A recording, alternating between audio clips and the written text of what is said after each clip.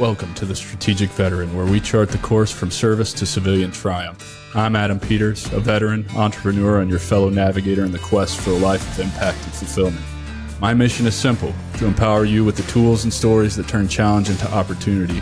Having walked the path from active duty to where I stand now, I understand the search for purpose that comes with hanging up the uniform. It's a path I've walked, with its trials, its tribulations, and its victories, and it's a journey we're on together. This podcast is more than just conversation. It's a beacon for those seeking to redefine our missions through entrepreneurship. It's about igniting the entrepreneurial spirit that lives within us, the spirit that compels us to create, lead, and make our mark on the world. Here we connect with veterans who have built businesses, sparked change, and found their purpose in the marketplace of ideas. They're not just surviving, they're thriving. They've transformed their service into startups, their experiences into enterprises, and they're proof that you can too. So whether you're scribbling business plans on napkins or stepping into the arena of innovation, remember, you're not alone. You're in good company. So let's explore these stories of transformation and take the first steps together on our path to purpose. Let's begin.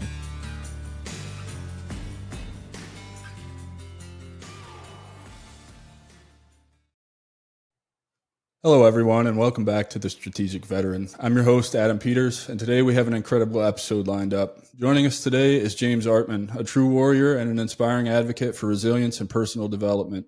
James served 8 years in the Army, leaving service as a staff sergeant or an E6, and has embarked on a transformative journey from the military to entrepreneurship. After leaving the military, James pursued molecular biology and biochemistry at Bowling Green State University. Still, his battle with PTSD, divorce, and depression led to a turning point that changed his life. He bravely fought back, learning functional medicine, nutrition, stoic philosophy, and behavioral psychology to heal his mind, body, and spirit. As a result, he co-founded Extreme Resilience, a comprehensive personal development brand dedicated to helping individuals master their health and wellness through holistic approaches. James also stands out for launching the Art of Resilience podcast, sharing insights and interviews with veterans and entrepreneurs to inspire others on their journey. His philosophy is rooted in the idea that embracing resilience is crucial for thriving in any environment, whether on the battlefield or in the office or at home. Through Extreme Resilience, James has created a community that empowers people to overcome adversity and transform their lives. So let's dive in and warmly welcome James Artman, a true embodiment of what it means to be a strategic veteran and an inspiration for us all. James, brother, thank you for being here. Welcome to the show, man. Awesome. Thanks for having me, Adam. I appreciate the intro. Yeah, buddy. I feel like it's important to make sure that we let the audience know who you are, what you've accomplished, what they can expect here in the episode. So let's start with just some initial thoughts. I kind of want to know, as you see it, right? This was presented to you. I believe the path back to purpose for veterans is through entrepreneurship. So just kind of give me your thoughts on what you hope to accomplish by telling your story and give back to the veteran community today. So you mean just overall, what do you expect them to get out of our conversation, or what do you hope that they can learn from you in this conversation? Well, Adam, when we talked before, when we met, I loved what you were doing with the podcast. It was very mission aligned with things that I've been working on for several years. And I think we sort of both stumbled into this type of job, this mission for pretty similar reasons, right? I don't really know any combat veterans that don't struggle with some form of PTSD or TBI or maladaptive transition into the civilian world after service, right? So there are some of us that, have really gone outside of conventional means of dealing with that, and taking that sort of personal accountability approach to solving the problem. Like for me, even though I was dealing with like awful depression and anxiety for years, suicidal, I was never interested in pharmaceutical drugs. And always trying to figure out, well, what is it that I can do, and what I have control over, going back, to some of that stoic philosophy stuff, is I have control over what I put in my body and how I treat my body, right? Those are two things that no matter what, I have control over those things. So if I can at least get those things right, then everything else that I'm dealing with should be much easier, right? I'll have a lot more resilience to the effects of stress. Like, some bill that I can't afford isn't going to be as much of a crisis now because I actually have all my faculties and the resources that I need in my brain, the mental horsepower to, overcome those challenges without becoming freaked out by them. And so I think that, having these kind of conversations, like I kind of assume this will go, is really to just reinforce the idea to the veteran community out there and really anyone. You don't have to be a survivor of combat to deal with the same exact things that we deal with on a regular basis. Maybe loud noises don't scare you as much, but we're people too. And, there's a lot of people that have trauma, a lot of it coming from childhood. Their parents didn't do that great of a job and it traumatized you. But I think just really helping people to realize that you can be personally accountable for your health, and it's a lot more meaningful than trying to rely on somebody else to figure it out for you. Dude, I love that so much because so much of what I've learned in my last year and on this journey aligns exactly with what you said. I'm just like you, didn't want drugs, saw what drugs were doing to my buddies, turning them into zombies and robots, and they're still just miserable, trapped. I think it even kind of compounds the trapped feeling in that space. And so I love that. And I don't hope. I know that we're going to be able to provide that to the audience today. So let's just dive right in, man. Let's talk I about. mean, on average, it takes 11 years for if somebody's willing to stick with it long enough. It takes on average 11 years for somebody to identify a drug that actually helps a little bit. That's incredible. I didn't even know that. 11 years is a long time. That's a long That's a time. lot of different kinds of drugs that you're trying And I out. imagine that process isn't very fun, right? Like No. it's just like misery and misery. And, oh, this one kind of works. Oh, I built the tolerance to it. That one doesn't work anymore. Yeah. Oh, I can't get boners anymore because of this Right, one. right. So let's Yeah. talk about where you grew up, a little bit about your early life. We'll dive into that like deeper more and how that affected you, but kind of just talk about where you grew up. Was it a decent upbringing? Was it okay? Did your parents do the best they could? Whatever. And then what kind of inspired you to join the army? Yeah. So I grew up in Northwest Ohio in a small town called Findlay, Flag City, USA.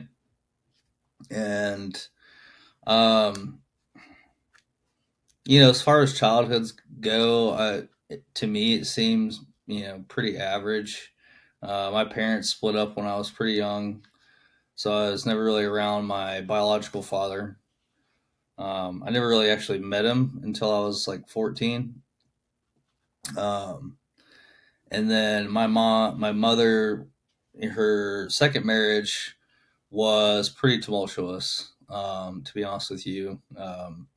There was some verbal, physical, emotional abuse going on to her and towards myself.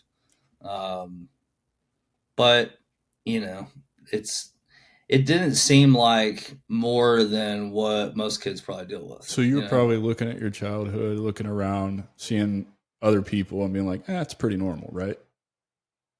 pretty Or much. just looking Yeah. at other people and like maybe I don't have it so bad because you can pick out the ones that do have it worse, right? I remember thinking that also. I grew up a lot the same way that you did. Uh, Mom married a guy, still married to him. He's changed a lot, but wasn't the greatest when we were growing up. So much so that I had to move out of my dad out of my mom's house into my dad's house. And so I definitely can relate to that and that situation. So totally hear where you're coming from. So, when I was pretty young, up until like probably about the age of 12, I went to a private school. Um, it was a private Christian school. I kind of hated it, really. but it did give me a good educational foundation. Um, I was a much better reader and writer than most of the people my age. Um, but because of that, I didn't really have any friends. Like I didn't go to like the neighborhood elementary school down the road. So I was kind of a loner up until I was about 12 years old. Then we moved and I started going to public school, which to me was awesome. I didn't have to dress up in church clothes and memorize Bible verses anymore. And I was getting into trouble, like smashing stink bombs in the hallway on people's lockers and getting Saturday school. I loved baseball. I played baseball from t-ball all the way up into high school, and I was a catcher for most of the time. Loved it. Were you good? I rode my bike everywhere. I had a BMX bike. I actually bought a nice one with money that I earned as a kid, like going around and like mowing people's lawns. It was in Northwest Ohio, so I was shoveling snow in the wintertime, people's driveways and sidewalks. And I earned enough money to buy myself a red line BMX bike. And that thing meant the world to me. It was so cool. But I rode BMX bikes all the way up until I left for the Army. It's just kind of another thing. I still ride bike. I have mountain bikes now, but um, Dude, yeah, it's so bikes. funny, man. I grew up in Southern Indiana, so I can relate. Ohio's right next door. Basically the Midwest. I know you're in Northwest Ohio, so you're really just the North. But I did too. I rode BMX bikes for a long time. Got really good and learned how to bunny hop and grind things and jump off things that you're not supposed to. Definitely getting hurt. And that's carried over to my adult life now, more so now than in the past. But I have a hybrid, specialized kind of road bike, kind of off road bike, little cross. I try to ride it at least 15 miles a week. Sometimes I fall short, sometimes I don't. But trying to get back to those roots as a kid because I rode my bike everywhere, like everywhere. Well, I've got the Pisgah National Forest basically as my backyard. Like when I look out, I just see Pisgah Mountains, and so there's all kinds of mountain bike trails around here, downhill stuff. It's That's awesome. awesome, man. So, It's great so cardio. pretty average childhood in retrospect. Probably don't think that. We'll talk about that in a little bit. You were inspired to join the Rangers, right? So you were a Ranger. And before we even dive into that, one of the biggest questions, because this covers all branches, and we do have a lot of civilians, super grateful for that listen to this, but they don't understand kind of how we understand it. So I want you to set the record straight on what it is the difference between a ranger and someone who is ranger qualified. I want this coming straight from the horse's mouth. That way, I wasn't ever either. So let's just put this to bed right now. I'm thinking about Matt Best's video when he's choking out the dude from 82nd. It says he's a Ranger. Yeah. Yeah, so 75th Ranger Regiment is a special operations unit that you go to a selection for, just like for Special Forces or SEALs. Rangers have their own selection process as well.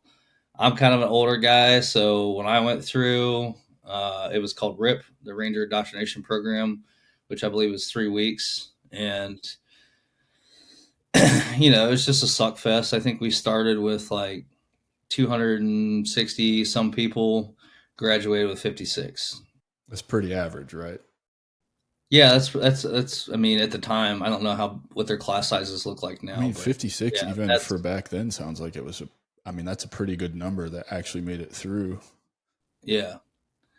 Um, so once you go through selection, if you graduate, well, let me back up. First, you have to be airborne qualified to go to selection, right? So I had a contract, a RIP contract when I joined, so I went straight from infantry basic training on Fort Benning to airborne school at Fort Benning, which is right down the road from 75th Ranger Regiment.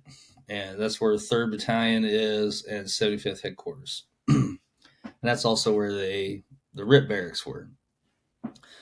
So they come down, pick you up, you put all of your bags on you, everything that you own, and then run you about a mile up a hill. And I was a holdover for a little while. I was actually like the first class of 2006. So it was pretty cold, which made Coal Range a lot of fun. Um, but basically just sleeping on the ground covered in sweat, hitting the wood line and every 5 minutes. Um, but after that, they send you to either first, second, or third Ranger Battalion, and then you're in Ranger Battalion. Then you go to Ranger School. So Ranger School is open to now everyone. I mean, I say now, but I'm including females in that. Um, and it's just a leadership course. It's being tired and hungry for 3 months. There's Benning phase, Darby phase, Mountain phase, and Swamp phase down in Florida. So yeah, in Ranger School, you learn basically how to lead. Yeah. They So the put you main in difference different like being, team leader, squad leader, platoon sergeant, platoon leader roles, yeah. and grades on it. And Yeah. so the main difference being, to be considered an actual ranger, you have to go through the selection process, get picked up, and serve in the unit. And I imagine they probably still don't consider you a ranger until you have the tab, right? Even a battalion. Yeah, basically. I mean, you have to prove yourself once you get there. Like, you go on deployment, that's probably good enough. But your life is basically shit until you've been there for probably 3 years. For sure. So you were inspired by your uncle Paul to join the Rangers, yeah? And I suspect that's probably because you mentioned earlier, your dad wasn't in the picture. So was he kind of like that father figure that you didn't have, the guy that you looked up to and kind of, took advice from to kind of keep your life on track? Not really. I wasn't that close with him. He actually had some health problems, which is why he ended up dying when I was 14. Um, but he was a really nice guy. Um, he kind of kept to himself a lot, but he saw like my grandfather was in the military and worked on B-29 bombers during the Korean War, and so he was kind of grooming me for flight. Like I had a letter of recommendation to go to Air Force Academy from a senator, and you know that was the path that I was going to go on, was to be a pilot. And I really actually love the idea of becoming a fighter pilot. So why I did might be a little bit tall for it. I don't know what the height requirement is. I'm 6 foot, so F-16 seems kind of cramped. so now I'm curious, But why didn't that pan out?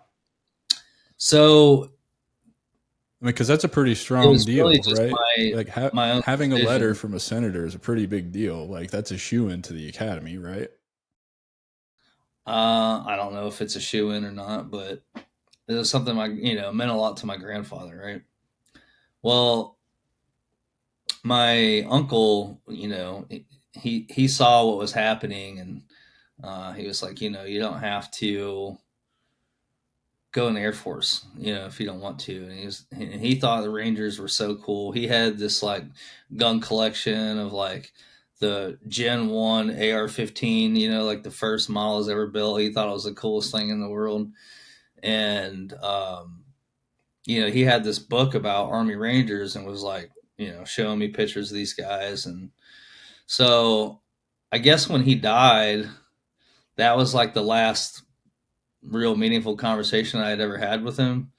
And I didn't really ever think twice about it. I just, I'm going to I be was an like, Army Ranger, and yeah, I'm going to honor yeah. my grandpa. Yeah. I'm pretty Okay. sure I went into the recruiter's office and said, I want to do the hardest thing in the Army, and I want to kill people, which is pretty ignorant. But I was 17 years old. I mean, but yeah, it's not that ignorant when you really think about it, right? Because looking back on my career, even I think about, okay, well, what was the Army looking for back then, right? Because I joined in '03, so you're not that far behind me. 3 years later, Iraq and No, I went in '04. Okay, so '04. So we basically came in at the same time. So, even a year later, Afghanistan and Iraq are in full swing. Like we are going, right? Like, and we're not stopping going. I didn't stop going my entire career, and I'm sure you probably didn't either. However, I know your guys' deployments are a lot shorter than ours were, so it probably all comes out in the wash. But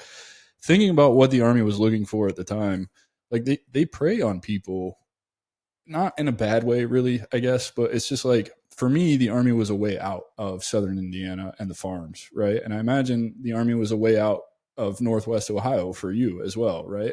Am I right in assuming that? Yeah, I would say so. I mean, I partied a lot in high school, smoked a lot of weed. I was building houses at the time, doing construction work, and I'd probably just stuck with that for a while, And no, I'm grateful to get the hell out of there. Like, I really don't care for Northwest Ohio, to be honest with you. Um, I'm really glad to be down here in North Carolina in the mountains. Um, so Yeah, yeah, and so like I don't think it's that naive, given that I was a sophomore in high school when 9/11 happened, right? So like that's a huge influence on probably both of us growing up. So like immediately felt called to go do something about that. And saw it as a way out. And so, I got sold hook, line, and sinker by the recruiting videos too. I had an 11 X-ray Airborne Ranger contract, and paperwork is what fucked me out of that, right? I could be bitter about it, I can make excuses about it, but it's just a fact of the matter. And then I went to Fort Stewart, and I was deployed every other year. Didn't really have time to do, all the cool shit that you need to do to prepare to go to those units. And so that's not how my career went. But I don't think you were naive, man. I think it's just a product of the time and our personalities probably, and just everything kind of coming together. Would you agree? yeah, absolutely. I used to think, when working through all the PTSD stuff, that like, oh, war fucked me up and made me this way. It's like, no, It just amplifies. I was this way before I joined, which is why I was able to become a sniper. I fit the perfect mold for being that dude that wanted to go do that job, that could psychologically handle doing that job. And so I think, like later in life, reconciling that was like kind of an epiphany for me. I'm like, huh. you know Yeah. Yeah. Yeah. No, I totally get it. So, moving right along, like, let's talk about some of the highlights of your career. What I know about Ranger Regiment, becoming a squad leader as an E6 in Ranger Regiment, that's impressive because there's a limited number of spots, and I know it's competitive. And so, becoming a sniper again, I had Aaron Brandfast on here, one of the founding members or whatever, however you want to call it, from MARSOC, and he was a sniper as well. So, I love hearing about the challenges that you overcome. So walk us through the highlight reel of your time with the Ranger Regiment. How many deployments did you do? I don't want war stories or anything like that, but more about kind of the philosophy behind everything I'm trying to do here, and why I believe the path back to purpose is through entrepreneurship, is because we develop these high leverage skills right while we're in the military. And going through things like sniper school and RIP and becoming a squad leader in Ranger Regiment, those are all very tangible displays of those high level skills that you are acquiring and developing over your career. So I want you to kind of just highlight reel some of those skills and some of those moments, from your time with the Rangers that really do kind of speak to those skills. so there isn't really that much of a highlight reel for me in Ranger Regiment, and I didn't achieve squad leader there. Okay. uh, I actually I did one deployment in First Ranger Battalion and was RFS for showing up to work drunk. So I left there and went to 3-7 Infantry, which is right down the road from where you were at, and immediately was sent to sniper selection because I had a scroll on both shoulders and was an E4. And so then, I went to sniper school, took a team leader job, and then deployed. And so my second deployment was as a sniper team leader, and that was a 15-month deployment. Yeah, ours ended up being shit. I was there almost 17 months. Damn. Yeah, it was Yeah. rough. Where you were obviously in Iraq because you were third ID that time. So where was 37 at? FOB Iskandariyah. Okay, I was out fucking all over the place. We started in Heat and then went way out west to Arupa on the Jordanian and Syrian borders, and that was Oh, wow. fuck was that interesting. Oh boy. But yeah, man, I've been all over that country. 3 deployments there, you're bound to see it all. So Yeah. Yeah, they called the area that we were in the Sunni Death Triangle. It was like Musaib, Iskandariyah. The good thing about the FOB was it was a power plant, so we really didn't get mortared all the time. Like I would experience on my first deployment was in Mosul mostly. okay, yeah, that was where I was to Crete and Like Mosul, Diamondback. my first deployment, and we drove from Camp New York in Kuwait all the way in soft skin Humvees and sandbags on the Yeah. floors, and you remember those days. Oh yeah. Yeah, what the Yeah. fuck were we thinking? Because it got bad. I don't know. It's a lot different than MRAPs and Yeah, stuff. man. Second deployment. Yeah, it's crazy. So I got that wrong, and that's on me. You did tell me you got RFS, and I just forgot. So just talk about some. Still, you did develop those skills because even though you got RFS, right? That's not great. That sucks. I'm not surprised that you get put to a sniper platoon and go to sniper school as soon as you come to the third ID. That's pretty much what happens as soon as we get RFS Rangers, especially with scrolls on both shoulders. So what were some of the highlights and lessons learned and developmental stages that you went through after getting to the third ID? Because I know also from experience being at the third ID, those RFS Rangers, it's a wake-up call for them when they come to a regular Army unit. It is completely different for them. They're miserable. They hate it. They can't wait to get back to Ranger Regiment. And so can you talk to us a bit about like your thought process and your feelings through that? Yeah, it was kind of strange. Although what's funny is, so when I did go through selection with a bunch of other guys to get into the sniper section, and um, one of the team leaders that was running that selection was also RFS from First Ranger Am I Battalion. surprised? No. It's right and down the road. he was getting ready to go teach at Ranger School. He was going to be a Ranger School instructor. So I ended up replacing him, and he was a pretty good team leader. I didn't get to spend a lot of time with him, but it was well. So there was an RFS guy from First Ranger Bat, and then there was another one from Third Bat. Again, I'm really And not surprised. the guy from Third Bat was leaving to go to SF. Like he left to go to SF like right after I got there, so I never really get to know him. Also common. So that was kind of like made it a softer transition. But after I got back from sniper school, the other guy, my team leader from First Bat, he left, and so then it was just me, that had that kind of background. And it was a challenge because I'm used to being in Ranger Battalion. You pretty much spent the first year that you're there with your feet elevated on something doing push-ups. You weren't allowed to walk anywhere you go. You sure as fuck didn't ask why when somebody told you to do something. And if you weren't the first volunteer when somebody was asking for volunteers, you could pretty much expect to get destroyed. Like meet your team leader in the laundry room with your full mop gear on, your favorite CD, and play games for a while. So that, I mean, when you're a private Ranger regiment, you're sneaking around the barracks even after hours like a ninja, just in case a team leader's like started drinking already. Like, hey, come here, you. um, and so I immediately pretty much, when I had all the guys that had gone through sniper selection with me to get into our little sniper section. we got the same information packet, like those guys did good and put a nice knowledge packet together. And, um, it was basically on me. They knew where I came from. They're like, these guys have to know this stuff. Most of it I already knew because I got handed a giant knowledge packet when I showed up to Ranger Regiment.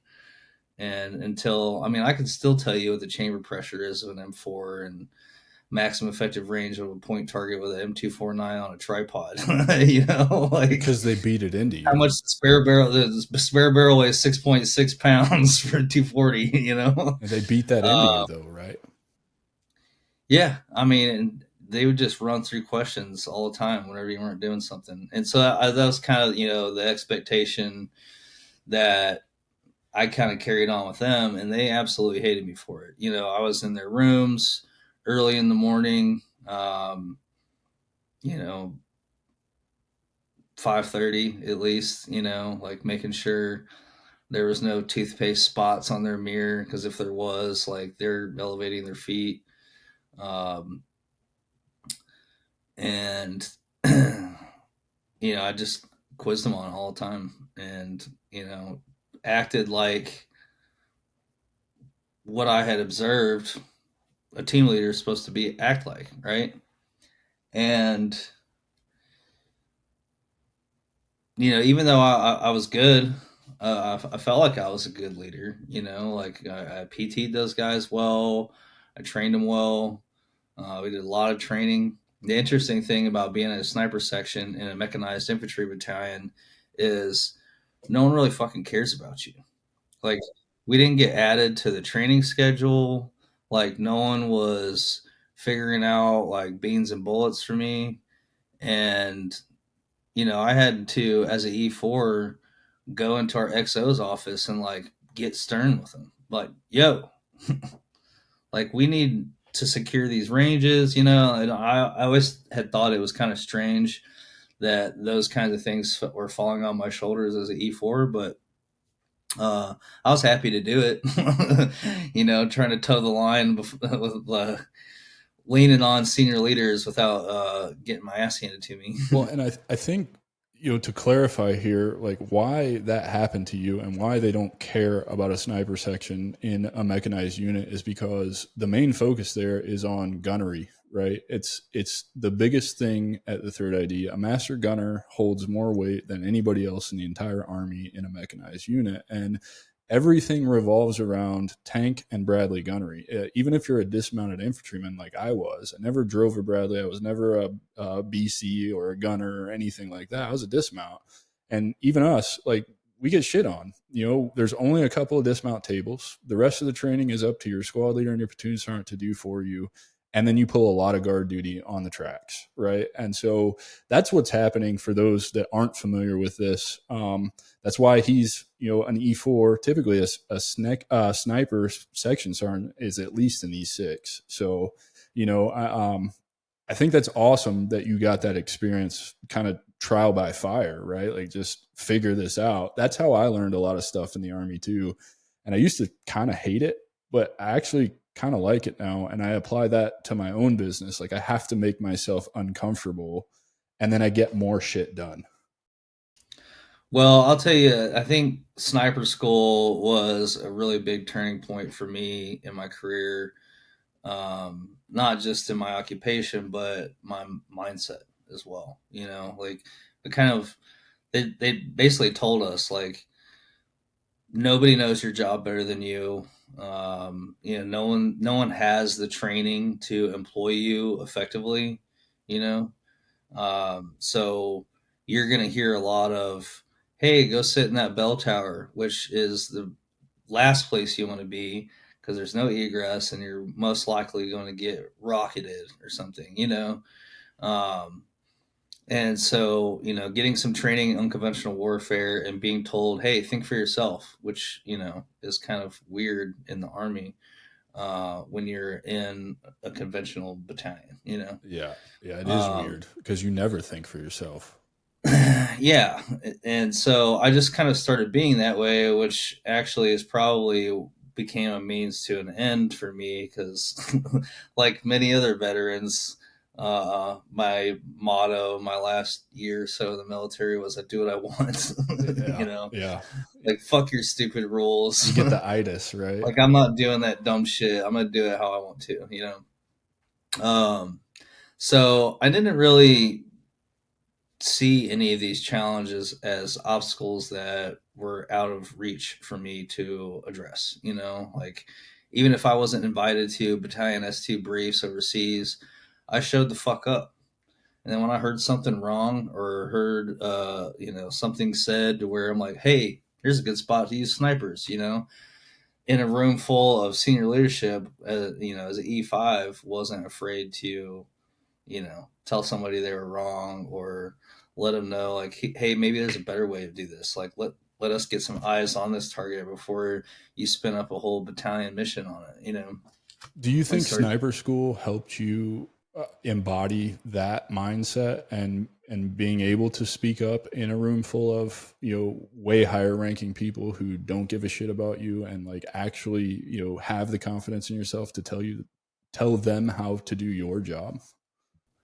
Yeah, I think it was not just sniper school. There was another course that used to exist called the Sniper Employment Leaders course, which was supposed to be for basically it was supposed to kind of fill a gap where of knowledge where the officers and stuff don't have that sniper training and they never learned in officer candidate school, how to use snipers, right? So, sniper employment leaders course was just like I think it was maybe 2 weeks, and it was all tactics. Learning about what command and control looks like for a sniper section leader.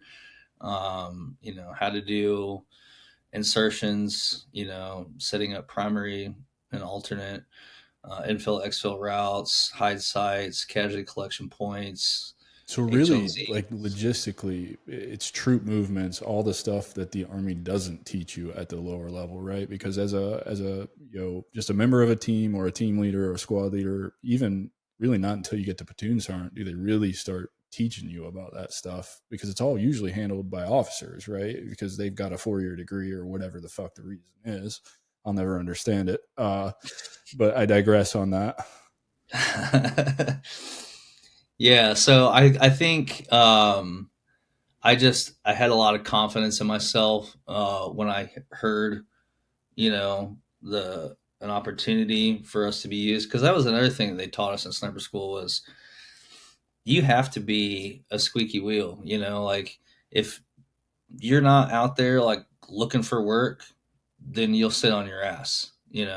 They'll think that you're gainfully employed or they don't know how to use it. You're not their first thought.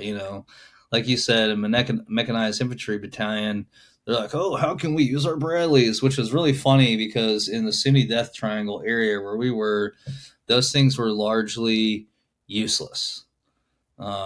Actually, that was my first time getting to drive a Bradley. The only time I ever drove a Bradley was when the scout platoon wanted to test drive them because they've been sitting on the fob, the whole deployment. And I was like, "Ooh, I want to try it."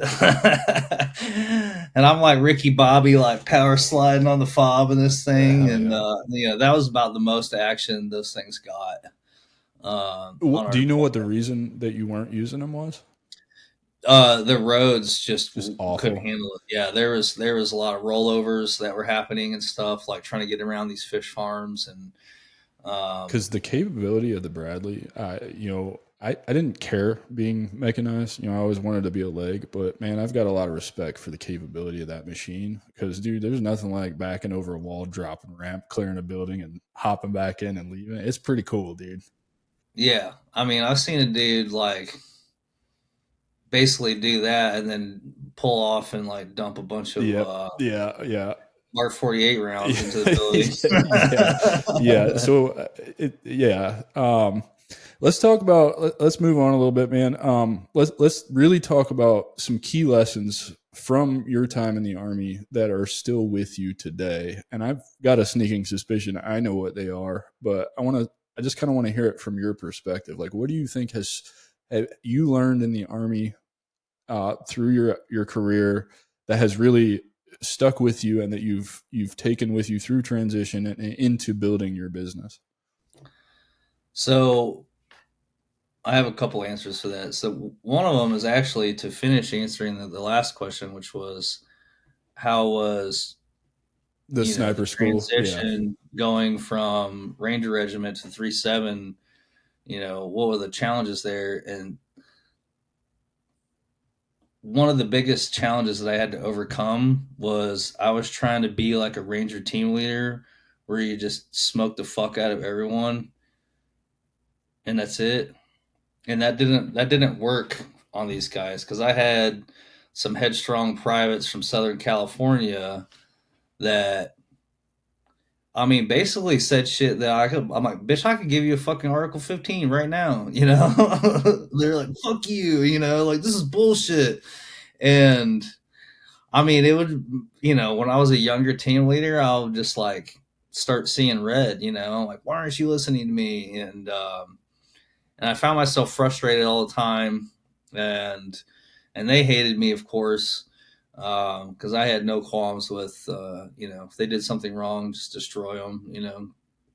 But while we were deployed, um, actually pretty early on in the deployment, like we'd been there maybe a week, I led them through their first firefight.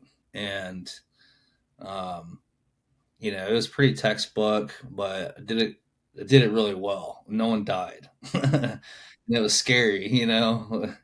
Um, so I think that I was able to get like a little bit more respect from them for them seeing that.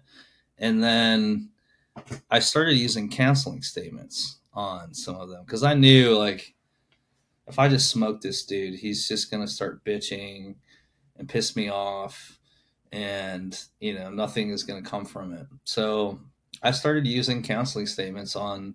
I mean, there were some guys that I could just tell them to get in the front running rest and like whisper funny mean shit in their ear and then tell them to get up and fuck off, and then like that was all they needed. There was other guys that you had to make sweat. That's how they learned. But I was able to identify how to be a different leader per individual that I was leading, and see like what each one of them needed from me as a leader. And when I started doing that, man, everything changed.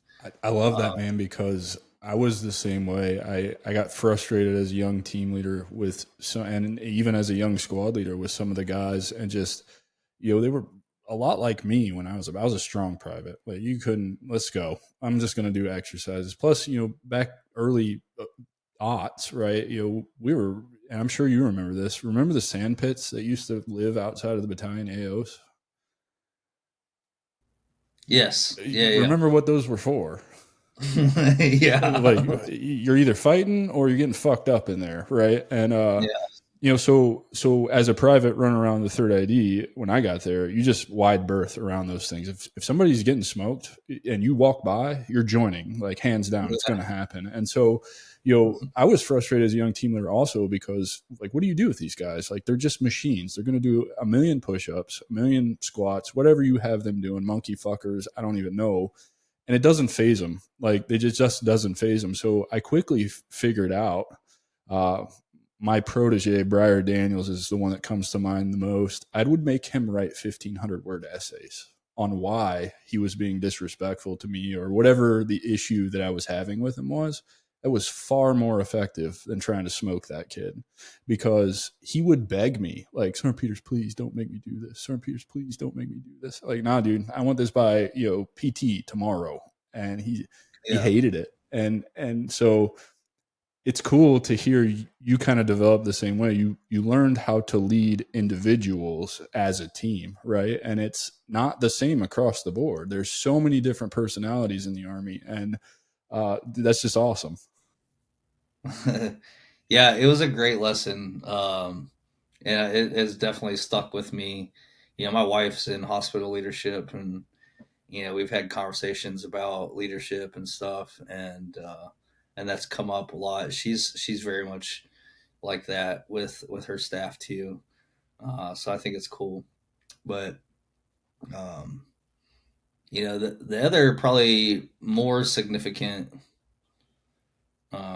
personal lesson that I learned was just being given an opportunity to have to overcome mental limitations on a daily basis. I mean, anybody that's spent any time in the military, especially combat arms, we've all been on that run that we were hungover on, or it was just like a little bit faster than what we could comfortably do, where it's like, fuck, you got some blowhard that runs marathons for fun leading the run. And, and then you get that sound in your head. It's like, fuck, I don't know if I can do it, but you just ignore it. And eventually that sound gets pretty quiet, or almost non existent, and that definitely carried over into my life because I took that, you know, that ability to ignore, the sensation of feeling like I can't do something, and went straight into a molecular biology program. And I was a terrible student in high school. I mean, I always considered myself average at best, um, and within a couple semesters had my own research project in a molecular biology lab doing epigenetics research, and I was designing the experiment. I don't even know what any And of that people means. started telling me that I was a genius, and I'm like, the fuck? No. I'm like, you just don't care enough. That's it, so that kind of transitioned into this sort of understanding that I've developed about what it means to believe in yourself. Because, even as a young sniper, I did have, some sense of believing in myself, enough to get through the job. No one died on my watch. None of our sniper missions were ever compromised. Um, so I'm proud of that. That I didn't get anyone killed. Um, but even then, I did not believe in myself to the extent that I did really towards like the very end of my career, and then even more so after I got out, because once I kind of figured out or became more aware of the idea of, what it means to believe in yourself, I started sort of testing this out in my life. Like, I bought an old Jeep Cherokee. I sold my nice truck, paid like $2,000 for an old Jeep Cherokee, torched off the suspension brackets, rebuilt new ones, rebuilt all kinds of things on that thing that I had never done before, just like watching YouTube videos and on Jeep Cherokee forums, hours and hours, and just figuring it out. Um, that was one small thing that I did that I was like, oh, cool. Cause I never had a dad teaching me how to do any of that shit. Um, and then, in school, I took that sort of same mentality to college.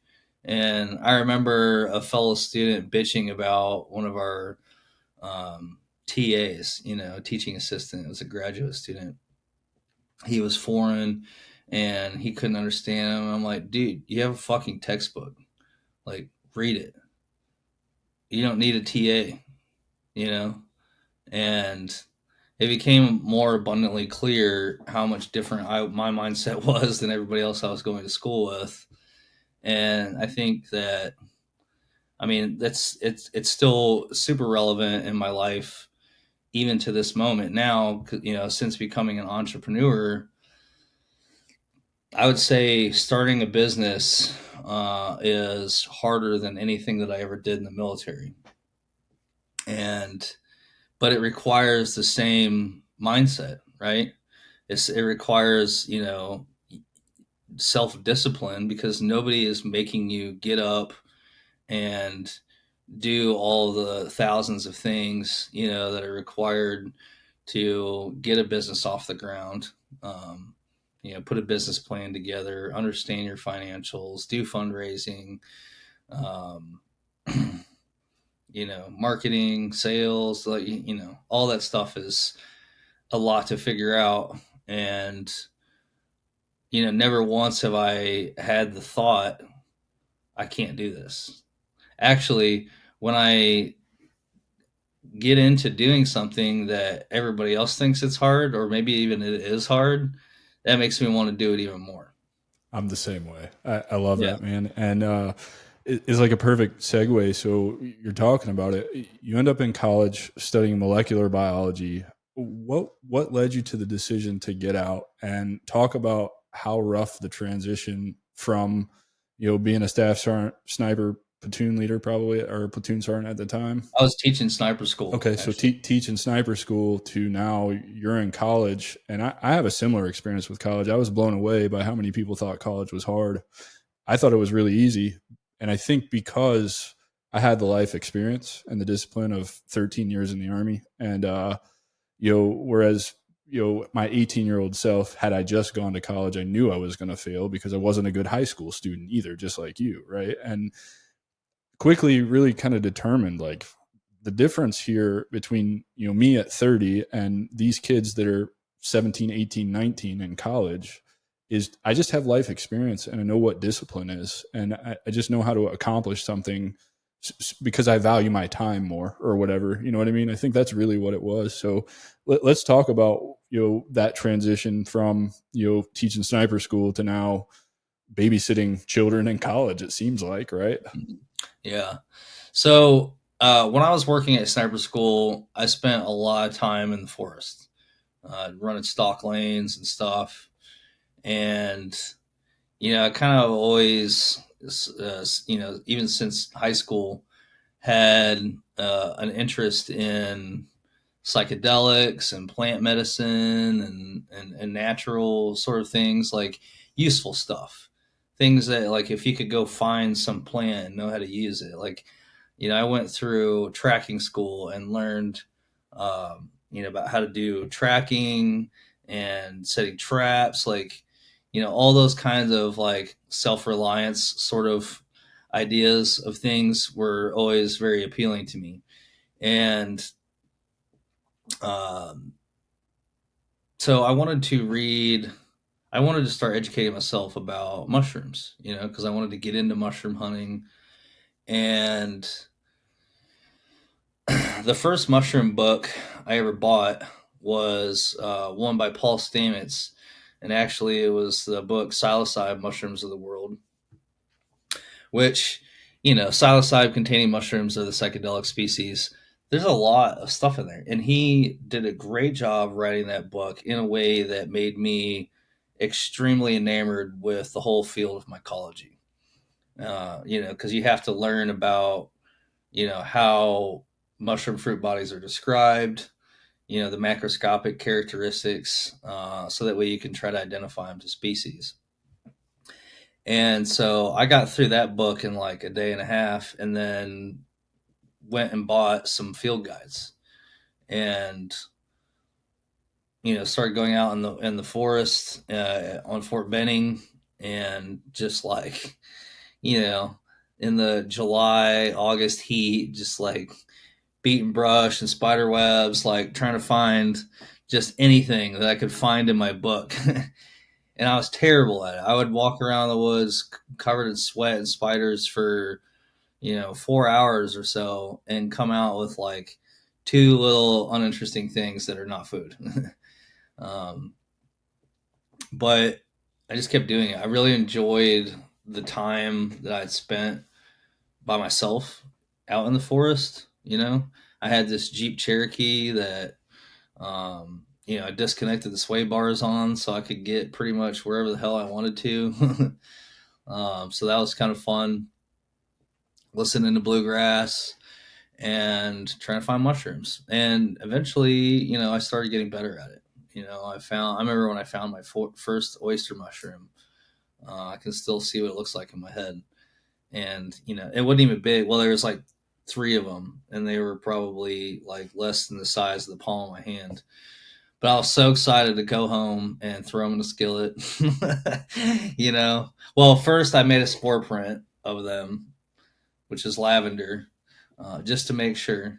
And it was. And so then but that was really, kind of one thing that sort of sent me this direction into science. The second was trying to consider what my version of the American dream looked like, right? Because, I could do more of the same, go do contract work as a sniper, be a cop, or something, like none of that was very interesting to me. Um, and loved the outside. I was learning about how to grow mushrooms from reading these books, which I thought was cool. And so I started investigating farming, like what are some good crops to grow, and somehow stumbled across a video of Sepp Holzer's farm in Austria. And it's like 100 hectare farm up in the Alps. I can't remember the elevation. It's pretty high. It's higher than where I'm at here in North Carolina. And it's a permaculture farm. I mean, this dude is growing everything. And, even, I think he even had like avocados or citrus fruit growing up there by creating these little microclimates and stuff with ponds, And so that was fascinating. Then I bought his book and I read it, and it was super cool. Again, self reliance, I just really loved it.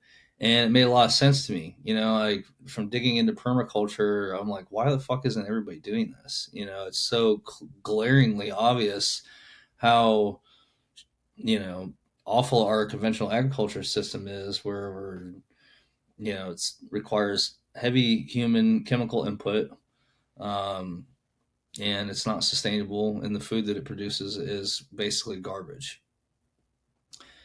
Um, so, when I was like visualizing myself in the 10 years into the future, I was wearing Liberty overalls, and I was on my farm smoking a pig, and people were trying out some like strawberry jalapeno jam that I made, and walking through the orchards picking their own stuff, and I was teaching mushroom classes, how to grow mushrooms on logs or something. That was kind of this like romanticized idea of what my life was going to look like. And was this while you were still in thinking about getting out, or is this Yeah. while you're out? Okay, so this is your last like year probably Yeah. Yeah. in Yeah. the army. Exactly.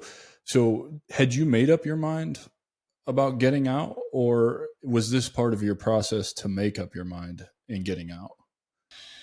No, I was married at the time. I was married, my previous marriage, married my high school sweetheart, for 10 years. And she wanted me to get out. My daughter was born in February, which was about 4 months before I actually got out of the military. So we kind of planned it out like that, so that way I didn't have to deploy and leave a child behind. Right. Okay. I just wanted to So kind of make sure I understood where we were on your journey here. yeah, sorry I forgot to mention all No, that you're stuff. good, man. This is Um, fascinating. And Paul Sametz, dude, his Instagram is popping. That thing is so cool. I love listening to him talk about mushrooms and I know how. it's funny. I've like been so into all the stuff that he's into, like way before he got cool. It's Yeah, and funny he's 'cause like now the people are like, "You ever heard of Godfather. Lions Man?" I'm like, "Yeah, like 15 years ago." He's like the Godfather of mushrooms, right? Like in mycelium and all that. Like it's fascinating what he talks about, and Yeah, learning that I mean, all I the. have all of his books on my bookshelf back Oh, that's here. awesome. That's Yeah. awesome. Um, yeah, Paul Stamets is cool. He's he found the agarikon mushroom where they were able to extract vaccines and stuff like that for measles and bird flu and SARS. I think I don't know. So, anyways, yeah, my wife, she at the time she kind of wanted me to get out, and I was considering. I mean, I joined with the intention to retire. Um, but I was very dissatisfied with the level of professionalism that I had experienced up until that point, including Ranger Regiment and working at sniper school. So talk about that a little bit. Expand on what you mean by the level of professionalism. I think I know what you mean, but definitely the audience isn't going to know what you mean.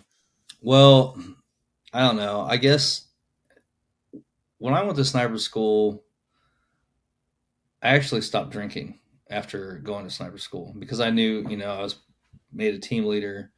And for me, I wanted to be hyper focused on doing a great job. I considered myself like getting a PhD in killing. That was kind of how I viewed myself in my career, because I had obviously had fucked up and got myself RFS'd for showing up to work drunk, which was, frustrating considering how everybody knows that that's pretty normal. But it was fine. It was actually, leaving there is probably one of the best things that happened to me, because Ranger Regiment, although it is an elite unit, um, you know, how young I was, I had no friends. Well, I had a couple friends, but I just, I felt awful there, and I was not thriving. But after I left, and I had, a team leader that actually showed me that he gave a fuck. Um, that really kind of lifted me up, and I thrived for the entire rest of my career. You um, and I don't know, I just always craved professionalism. I didn't play video games. I wasn't going out and partying all the time, and it seemed like the majority of my peers didn't really think about their job in the same way that I did. And so I wanted to be surrounded by professionals. In my head at the time, I was interested in, going warrant flying, hopefully, for the 160th, because seen flown with them dudes and they're badass. Um, or Delta selection. Taking a long walk. I felt like either one of those places, I would be able to experience the level of professionalism that I was after. For sure. Got it. But I was married, Hey, so yeah. the Yeah. op tempo for both of those jobs is pretty much, most of the time, You should probably a be a single man. relationship ender. Yeah. Yeah. So I felt like it would be selfish for me to, being in a marriage, continue down that route. So I was ready to reinvent myself and do something different. So let's talk about the challenges of the transition, brother. You've got a lot of them, man, and they're pretty common, right? The lack of purpose, the divorce, and the PTSD, all while redefining who you are as a person and figuring out what life looks like after. How long was your career? 8 years. 8 years. So 8 years is a long time, especially young, right? That molds you and shapes you into what you think you are and who you think you are. And now you've lost all of that and it looks like you're going through it. So let's talk about it. Yeah. So, like I said, my daughter was born in February 2012, and I ended up ETSing in July of 2012. And within about 3 months, and I actually went straight into college. I was like on terminal leave when I started my first semester of college. Yeah, I did the same thing. So yeah, And I had a 45-minute commute, and I was taking classes full time. And I had a, you know, 6 months old baby. And within about 3 months, my wife of 10 years said that she wanted a divorce. And I'm like, what? Um, she had been a student the whole time that we were married. I got a graduate degree at Auburn, went to Savannah College of Art Design when I was in Savannah. And, so the first time she said that to me, I was pretty devastated, because I was I just quit my job. So say You you've know? made a decision based on the future of your family, and now Exactly. three Yeah. and I want everybody who's listening to know this is actually really common. This is a really common thing that happens to veterans when they get out of the military, and I think particularly combat veterans because my whole career I was deployed every other year. I was never home, right? And then you spend more time with that person, and you really find out neither one of you is actually compatible. Like the way your relationship survived for so long is because one of you was missing from the picture for most of the time. Yeah. Yeah. I mean, I remember when I came back from my 15-month deployment, everything was a lot different after that. I kind of felt like a stranger in my own home. I wasn't allowed to like leave anything out or have anything display. I bought this little mini souvenir tea wall. Yeah, yeah, man. Yeah, I with the don't know where Iraqi that flag thing on went. it. I Yeah. must have had it. I thought it was the greatest thing. That's awesome. Yeah, I think I probably have one somewhere. And I wanted to like display it on this shelf in the house, and she like took it down and put it in this basket and hid it. And I'm like, "Where's my fucking tea wall?" Um, so yeah, I mean, everything was a lot different. And you're right. I was gone all the time. Even when I worked at sniper school, I thought that was like a nice compromise. Because I would be not deploying for a few years. She could work on her graduate degree. But really, I was just gone all the time. I mean, when you work at the schoolhouse, you're putting anywhere from 70, 80, 90 hours a week in. The only day you don't work is on Sunday, unless you got late, man. Um, so, I pretty much lived on the sniper school compound for Yeah. 3 years. Yeah. And so And all of this compounds when you get out, right? So three right, months, yeah. So three I guess I months. mean and that was the other thing too, because like I was gone all day. Like I was one of those guys that got out and like still tried to PT themselves for a long time. you know. So I was getting up early and hitting ruck runs in the winter with like ice hanging from my beard, and I thought I was, doing great by still maintaining that. Um, and then I had class at 7:30 in the morning, so it's not like I was home more, but for whatever reason, she wasn't happy. So um, then she changed her mind and said, "Oh no, I don't want a divorce." I'm like, "Oh, okay, cool." And then she changed her mind again. And so after a couple times of that, I actually pretty much emotionally was completely shut down at that point. I had literally like zero access to any kind of feelings. Because I think I spent a lot of time trying to unpack that, and I think it's really just that like my own vulnerability was threatened, so I had no emotion, and that was kind of how I responded to a lot of things. It's still like my default now. Now I'm a lot more aware of it. So when I feel myself kind of like shutting down, um,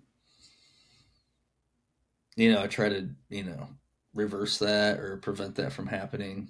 Yeah, Uh, absolutely. The awareness part, right? It's okay that you do that and that's a default, but the being aware of it and being able to reframe it into something that does serve you is the part that matters, right? Because we didn't have that ability, just whenever that changed for you, right? For me it was like 9 or 10 months ago, right? I didn't learn that until 9 or 10 months ago. My life is infinitely better because I learned how to do that. yeah. Yeah. I mean, there's a lot of things that you're just basically avoiding by climbing into your little shell and having, like, it seems nice at first when you're younger. It's like it's this sort of naive perception, like, oh, no one can hurt me. But the problem is, and I think that this is kind of goes back into like the PTSD, the trauma stuff, is that, when we experience trauma, it literally silences genes in our brain that code for receptors to neurotransmitters, right? So it's literally changing the function of your brain so that way, in the future, if you were to experience the same trauma, it's not going to put you into shock. You're going to be able to function through it because biology doesn't select for the individual; it selects for the species, right? And so those types of changes are not necessarily advantageous for us, but it's not just in those situations. It has broad reaching effects, like not only are those kind of responses to something traumatic truncated, in response to that. That's kind of the epigenetics, our DNA responding to environment.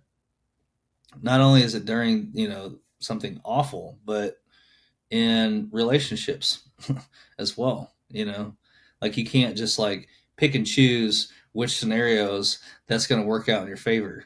Right. Of course. Like that's not realistic at all. Like, all right, well, as far as relationships go, I always want to have access to my emotions.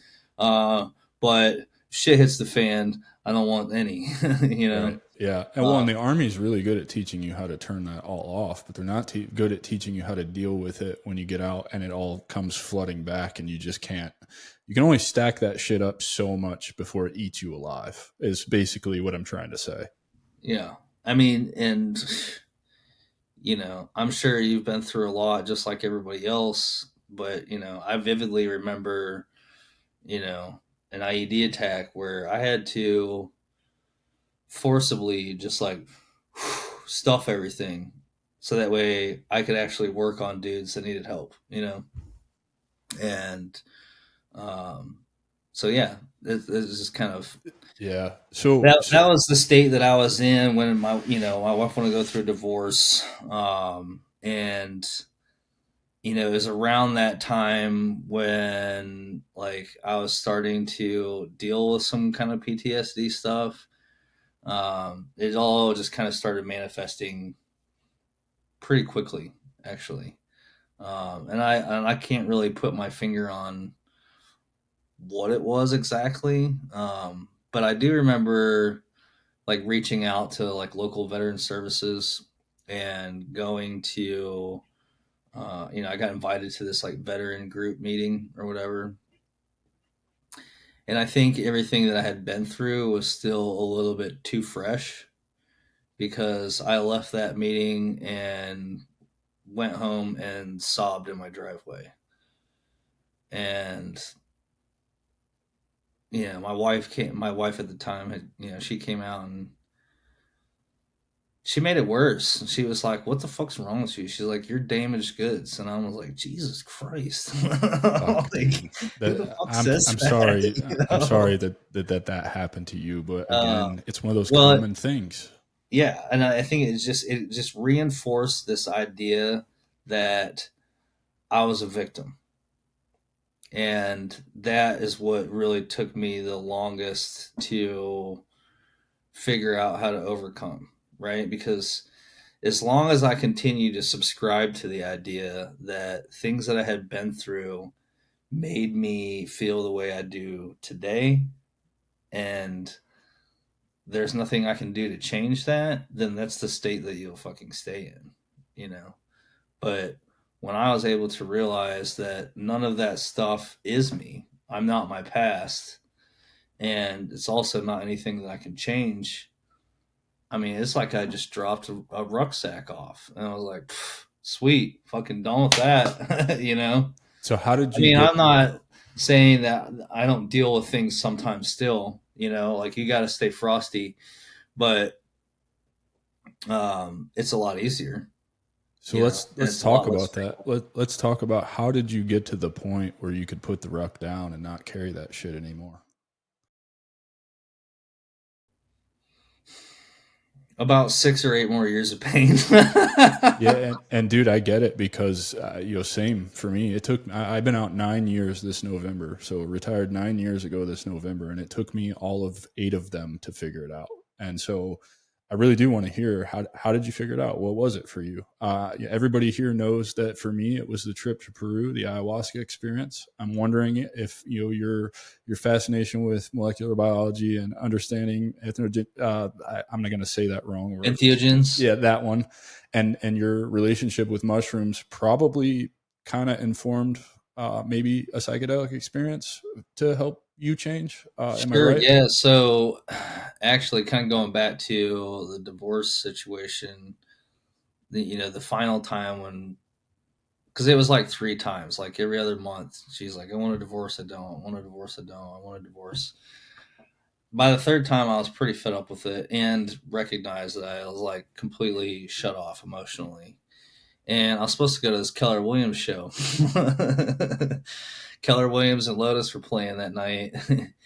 And I'm like, well, I don't have to ask for permission at this point,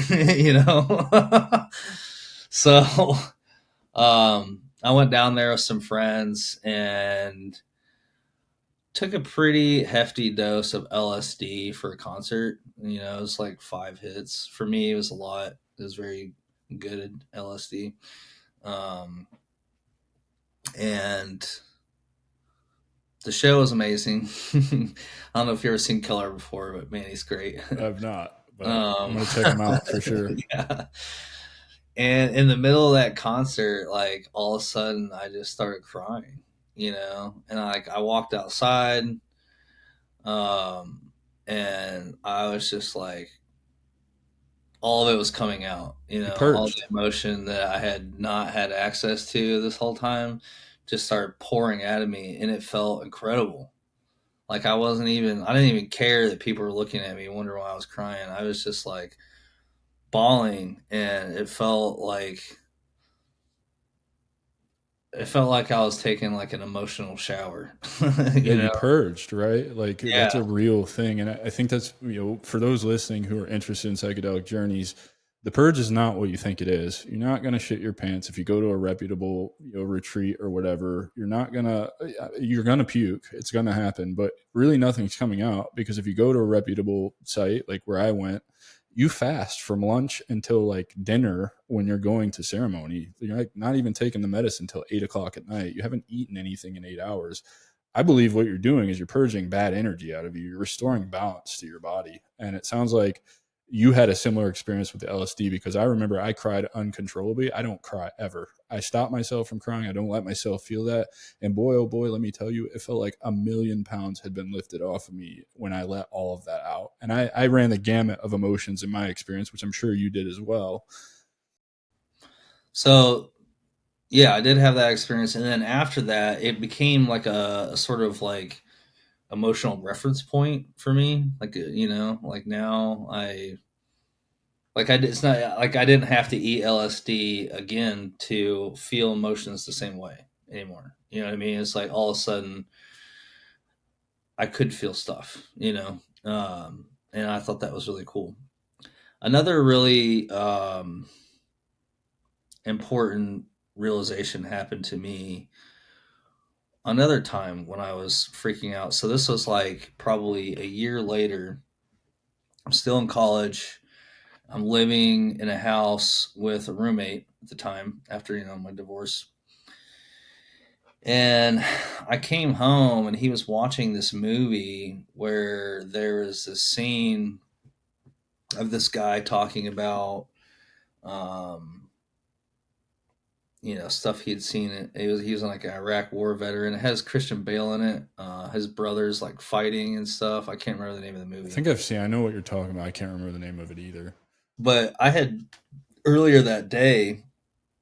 So my little brother had joined the military. He was actually in basic training when I was teaching sniper school, which was fun for me because I definitely fucked with him. Like I knew his drill sergeants who were from Boston, so like it was fun. Asshole. uh, but anyways, he ended up doing two tours in Afghanistan, and when so earlier that day, he'd put me down as his FRG contact and let me know that someone called me and then let me know that something happened, which was, I mean, you know how this shit goes. It's always the FRG calls are fucking bullshit. They give you limited information, make everyone think you're dead for 6 hours or more. Um, but they basically, whoever it was that called me told me that, there was something that happened and somebody in Dakota Squad got shot. And that was fucking devastating for me because I talked my brother into joining the military because he, didn't really have any plans. I was doing great, I felt great, like buy yourself some time, whatever. But after I got out and started experiencing what I was going through, I did not want that for him. I hoped that he would have the most boring fucking deployment ever, Um, and so, in that moment, I realized that my brother, had been touched by the effects of war. And, I was concerned that he was going to struggle like I had been. And so, I'm thinking about that stuff. Um, Walk in the house, this movie's playing, and then like pretty quickly, like it just like triggered me bad. And I'm like, oh fuck. Like I went out in my front yard and just started kind of freaking out, like sobbing, hyperventilating. I mean, it was bad. Like there was like snot pouring out of my face. Full And blown panic attack. yeah, and I Yeah. had just I called my mom right when it started. She was like the only person I had really, um and she showed up, and I like was kind of locked into this awful panic attack for like a good 45 minutes. And during it, I felt myself getting fucking pissed. I'm like, fuck this. Like, I just want to go back. I had gotten an email recently from some contract company because I was like super qualified to go fill DDM roles, overseas, making great money. Um, and, I just felt myself wanting to say fuck everything that I'm doing and just go back to that world, because I was thriving there. I do know because I've been there. I And Same why? thing. And then, like, right, my next thought was, why is this happening now? In the middle of a panic attack. And the answer came to me almost immediately is that it takes more strength and courage to face those kind of emotional battles than it does to go back and do that. Right. And so I realized that I feared vulnerability and I had to learn how to make vulnerability my bitch. So is that what led to the inception of extreme resilience? Is that was kind of your moment, like, hey, I'm going to do something about this? What led to that? Well, extreme resilience is kind of a newer endeavor. I've done a bunch of other things before that, but yeah, pretty much. So like from that point forward, it was around that time that I also was getting into functional medicine because I used to not really give a fuck about human health, but um, like I just like the idea of becoming a mycologist and walking around saying smart shit about mushrooms in the woods. But when I started dealing with, the struggling with my mental health and and all that, it was around that same time that I also discovered Dr. Mark Hyman's book, The Ultra Mind Solution.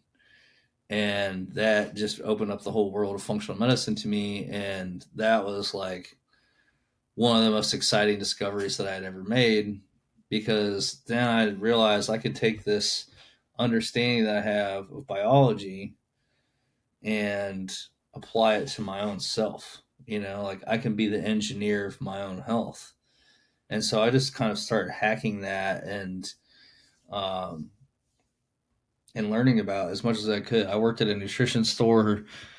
I mean, I could probably tell you something about all 9,000 products that were in there, how they worked, That's really cool. That's because really I was cool. just like, I wanted to know, you You're know? hungry to learn it, and you're Yeah. just passionate about it, right? Because it's biohacking is kind of cool, man. When you learn about what you can do by putting things in and taking things out of your diet and like see the visible changes, dude, it's awesome. Yeah, absolutely.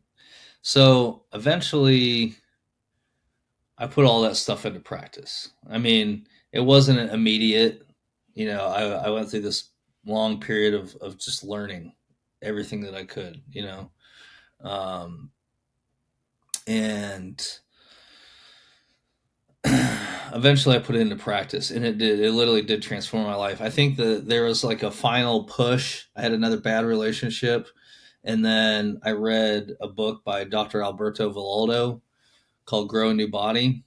And that was like around the time when people are starting to get into fasting. And I had read some about fasting, but wasn't really completely sold on it yet until I read that book. And then I was like, holy shit, I can grow a new fucking body.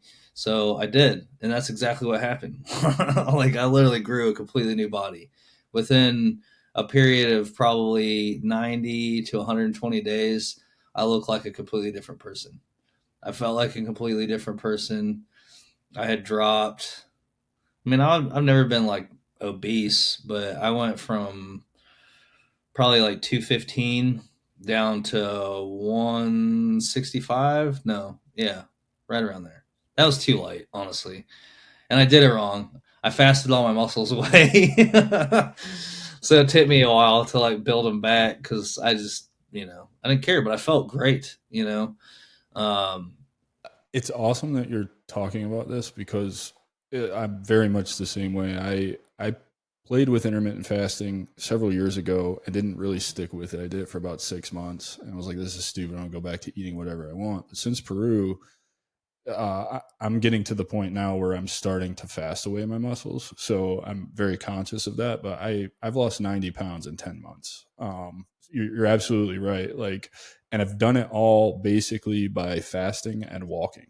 That's literally it. I took sugar out of my diet and I just don't eat as much. And I walk every single day, 4 miles. And honestly, it's not hard. It's great. It gives me plenty of mental health benefits as well. But I'm glad you touched on that because I don't think fasting is a fad. I think it's something that I will continue to do for the rest of my life. Is that something you agree with or kind of plan on too? yeah, absolutely. And to be more clear about why I love fasting, it's not really just because of losing weight. But when you go into a fasted state, you shut off mTOR, which is a group of genes that regulate growth. You're either in a growth state or repair and regeneration state. So as soon as external resources of branched chain amino acids or sugars are no longer coming into your body and your insulin levels drop to a certain basal level, then your body stops putting forth energy and resources towards growing, right? It stops that and then goes into a state of autophagy, which means to self eat, right? Sounds bad, but really what's being eaten is being ripped apart molecularly. It's old cells, old proteins, old organelles that are oxidized, leaking hydrogen ions, whatever, things that are hurting you more than they're helping you. So your body will rip apart those and recycle them and build new cells, new proteins. And if you never go into a fasted state, that process is never occurring. Like there's an analogy I heard before that, if you imagine the streets of Brooklyn, everybody, restaurants, businesses, homeowners, they put their trash out by the curb every day. Well, if the trash guy just stopped coming by and picked that shit up, a lot of junk would accumulate, right? Well, that's what's happening in your body if you're never fasting, right? So you're just letting all of this metabolic junk accumulate to include in your brain, and that increases your overall inflammatory load. And inflammation equals oxidation. So, um, yeah, it's huge, and like it wasn't long after that I started a business. you know, uh, Yeah. And so what was the first business that you started? and what did it revolve around? Like, what was your goal with it? So my first business, I had, I just like wasn't happy with these other things that I had been doing, working for other people, and I knew for myself, like the only, at least at the time, the only thing that made me happy was to start working in with permaculture in some way, right? So I ended up starting a company called Appalachian Grit, and it was literally to um, kind of increase people's access to growing their own food in a more interesting way, So like I was building edible landscapes instead of using landscaping plants around people's house. We're talking about gooseberries, blueberries, trellising some raspberries, doing raised beds, stuff like that. I worked on some bigger projects where designed and planned entire permaculture farms with rotational grazing stuff. I mean, a lot of these bigger projects that I had built, had well over 100 species on them of native stuff, grasses, forage for bees. I built orchards. I built this one farm that had, I actually designed and built a bridge that you could drive over, because I had to dig this like drainage canal, because this property was in town, was being flooded by this neighborhood that was built. All the rainwater was just channeled down to this ditch, and it would flood the entire back of her property every fall, winter. So I kind of channeled that into a stream that kind of flattened out into a swale, filled a pond before the excess left the property. Um, so then I built a vehicle bridge to get over. That was pretty sweet. I built a 2-story greenhouse there, terrace garden beds, So I was doing stuff like that for a few years, and it was hard because I was So, trying really hard not to be a landscaping company. well, and I want to talk about that because you go and start something that's, I mean, that's amazing, dude. Like, you did a lot, right? And so, a lot of veterans don't, first of all, know that entrepreneurship is an option, and then when they find out that it's an option, they have no idea where to start. So speak to that. Like, how did you figure out like what you were going to do and like how to approach this? You know what I mean? Like, where did you start with building this permaculture business? Well, as soon as I knew that I wanted to kind of go down this path of, working in permaculture, regenerative agriculture is the more known buzzword for it now. Um, I just started reaching out to anyone that I could locally. There it is. That's So I exactly what I was looking for. so I got on the internet. I found this organization called the Farmer Veteran Coalition through the University of Tennessee Extension's website that had mentioned that there's this program, and I'm like, okay. So I called the point of contact. It was this woman named Eileen. She was awesome. I eventually, from that point, helped stand up the Farmer Veteran Coalition chapter in Tennessee and became the chapter president, because there was no state chapter officially yet.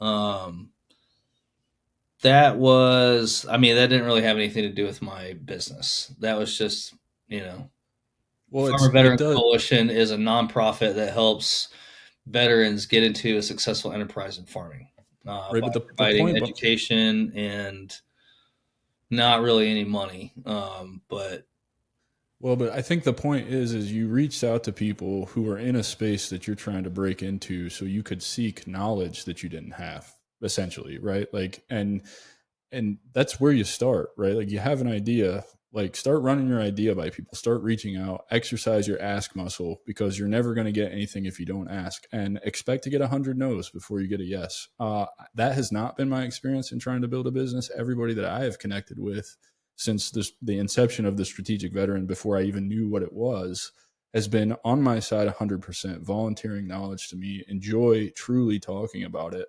And that's kind of my message. And what I think you're saying too is, if you want to know where to start, just start reaching out to people that are in this space that you're trying to do something in. And I think you'll be pleasantly surprised how receptive and not competitive it is, and how willing people are to help you. Because believe it or not, I know this sounds strange, there is 6 billion people in this world. There is plenty to go around for everybody. Yes, that's absolutely true. Um, yeah, I mean, I just started putting myself out there. Actually, probably the critical moment that took me from working for somebody else. Well, there was a couple, but one of them was there was this small little nonprofit building in South Knoxville that was talking about permaculture on their website, and I was like, "What?" Because like at the time, nobody fucking knew what that was. They were like, "What the hell is permaculture? Like, do you mean permafrost?" And it means literally permanent agriculture. It's like growing food like how nature grows things. I always explained it. It's like, you look at a forest, nobody's back there like fertilizing or watering anything, yet everything's thriving. So you basically just recreate that, but with species that are useful to humans. Um, anyways, I like call them on the phone, and I'm like, "Hey, I just found your website. Like, I'd like to come check you guys out." So I go down there, and there's like, some AmeriCorps volunteers and this one guy that started it, and they have classrooms and stuff. And I had taught classes on mushroom identification when I was in college, just because I was a nerd. And, Because you enjoyed it, thought it was fun. and it's easy to teach what you're passionate about, Yeah, right? That's why you I did it. realized that everybody I talk to about mushroom hunting, they're like, "Oh, I could never do that. I can't identify the right thing." And I'm like, "Well, the way that you do it is like you read the book. Yeah, you got to You get read the the reps, first few right? pages, and you can learn how to identify the system, of doing that. The things that are named, then you can, So they're like, "Do you want to teach anything?" And I was like, "Well, I already have this class put together. So how about a mushroom identification class?" They're like, "Sweet." Well, it's sold out. There was like probably 30 students in there. And I was like, "Wow, sweet." You know?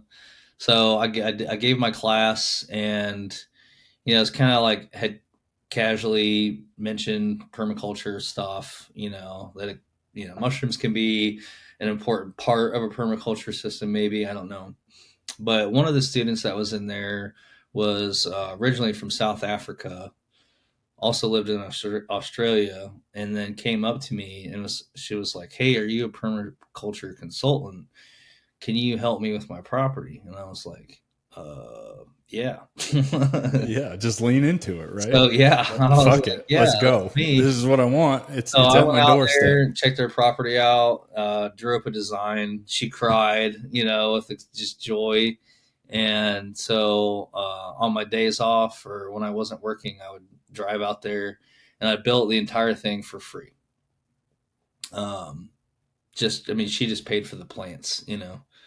She fortunately had a tractor out there that I could use, and a mini excavator. So that made it super doable where I didn't have to rent equipment. So, what did doing it for free do for you, do you think? Because I think it's super important to realize when you start in business, no matter what you start in, you should probably be prepared to give away a bunch of shit for free. And I really believe that. I believe that the universe will bring all of the free shit back to me tenfold in the future. And I'm learning that as I grow here. So, what do you think that taught you about building a business? Like doing something for free? Because that's a lot of manual labor, right? That's a ton of manual labor. It was, yeah. I mean, I made trips out there for months, but I had never built one before. Like I got, a PDC, a design certificate from taking this year-long course on the internet, and but it was all theoretical. I got Bill Mollison's book back there. Like everything that I know how to build a pond in theory. I've never actually built a pond yet because I haven't had an opportunity. But um, so I was excited to just like do these like hugelkultur beds where you like bury wood and then build a garden bed on top of it. I thought that was cool. Um, but I had no, social proof. I had no evidence that I was actually capable of doing this in the first place. So I was just thrilled for the opportunity to play in someone's yard, to be honest with you, and try my hand at, designing a functional landscape that had, that looked cool, because it was in her yard. So I wanted to make something that looked, like very inviting place to be in, but also was completely very much abundant, with food. Like I had inoculated maitake logs and lion's mane logs in the garden beds, and um, shiitake, reishi, oyster mushrooms, all of it. Um, and after I built the first one, that got me my second client, which was a basically 2-year project. That's the one where I built the bridge and a greenhouse and retaining walls and mushroom pond and terrace garden beds. And I mean, I was very busy on that project. So basically, doing that work for free allowed you to test your idea, see if you were actually as passionate about it as you thought you were, confirm that you're capable of doing it, and it brought you another client. Yep. And And that's after I made a lot of progress on that project on my own pretty quickly because I was renting the house on the property. So the whole thing was like my backyard, which was a curse and a blessing at the same time because I could just never escape it. Every time I go out and look on the porch, I'm like looking at all the shit that I need to do still. But once I got to a certain point, it was awesome to look at all of it and see what I built. Um, and then, so while I was working on that project, uh, somebody else had found out, that I could like terrace slopes and put orchards on them. And so he wanted me to come out and do something in his, and this is like on a normal street in a neighborhood. Um, so I start tearing his slope apart, and his neighbor's like, well, I want mine fixed too. So I ended up working on both of their projects basically at the same time. And then, at that point, I had 2 employees because I just couldn't do it all by myself. But it's just a testament to you put yourself out there, right? And the theme here is being vulnerable, right? So you learned how to form this relationship with vulnerability to allow yourself to feel your emotions again and know that it's okay and that was the secret, right? And then you have to be extremely vulnerable to put yourself out there to teach this mushroom class. And then you're vulnerable again because you just told this lady, yeah, I can do this, right? Like you're confident in yourself. I can do this, right? So that's being extremely vulnerable. And now you're just, because of all of that and leaning into it, you have a business that you can't even keep up with at this point, right? You're now hiring 2 people and things are working out. And I just think that really speaks to veterans in that if you want to be an entrepreneur but you don't know where to start, be vulnerable, put yourself out there for something that you are genuinely interested in and passionate about, and see what happens, because I think you're going to be pleasantly surprised. Would you agree with that? Yeah, I mean, it's always worth, working on something when you're doing it for yourself. Um, I mean, I honestly don't think that I could go back to, having a boss tell me what to do, No because matter how hard it is. what do you mean? Well, I mean, building a business is not easy. You've said twice in this show, right, that this is the hardest thing you've ever done. It's harder than anything you've ever done in the military. And I know RIP's not easy. And I definitely know stalking in sniper school gets everybody, right? So you've been through hard shit. Deployments aren't easy, like that first firefight you told us stories about aren't easy, but I'm the same way that you are. I'm not quitting this. This is it for me. Like, this is for me. This is for the audience and to make a difference in our community. And that's what I'm rolling with until the wheels fall off this bitch. Right. And so would you, I mean, no matter how hard it gets, I'm sure you've considered going back to work for somebody, but you just won't do it. Right. Because the fulfillment that you get out of working for yourself, nothing compares to that. Yeah. So, well, there's a couple things I was thinking about while you're talking. One is I wanted to clarify that I did just jump right into my business, right? Which, my CPA told me that, was a very complicated business to run, and I felt so like seen and understood in that moment. Like, because for the first 2 years that I was in business, I had no fucking clue if I was making money. You just didn't know. There was projects that I were like, $20,000 training exercises, basically, because I had rented pieces of equipment. I had 2 pieces of equipment on a property, and then it rains for 10 days straight, and I got this slope opened up, and there's just mud everywhere, and I'm paying $600 a day for these pieces of equipment to sit in a place where I can't even move them. And just really not knowing how to price projects appropriately. Like I did, I lost a lot of money. Probably I left a lot on the table.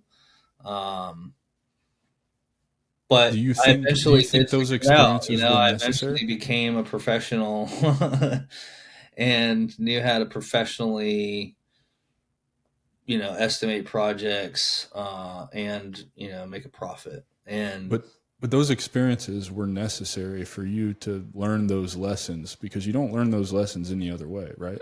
There's no way you can learn how to bid a job for what it is that you're doing unless you just bid that first job and do it and learn the lessons, the hard way, right? Essentially. yeah, and I was fortunate with that big client that I had where I built that whole farm. That was basically time and materials, and she was okay with that. She got a great deal on that project. Anyone else, it probably would have cost them 4 or 5 times as much as it did her. If she would have found me, years later. But the other thing about business that was even more challenging was going through these lulls of business where at one point I had, I think, 10 employees, and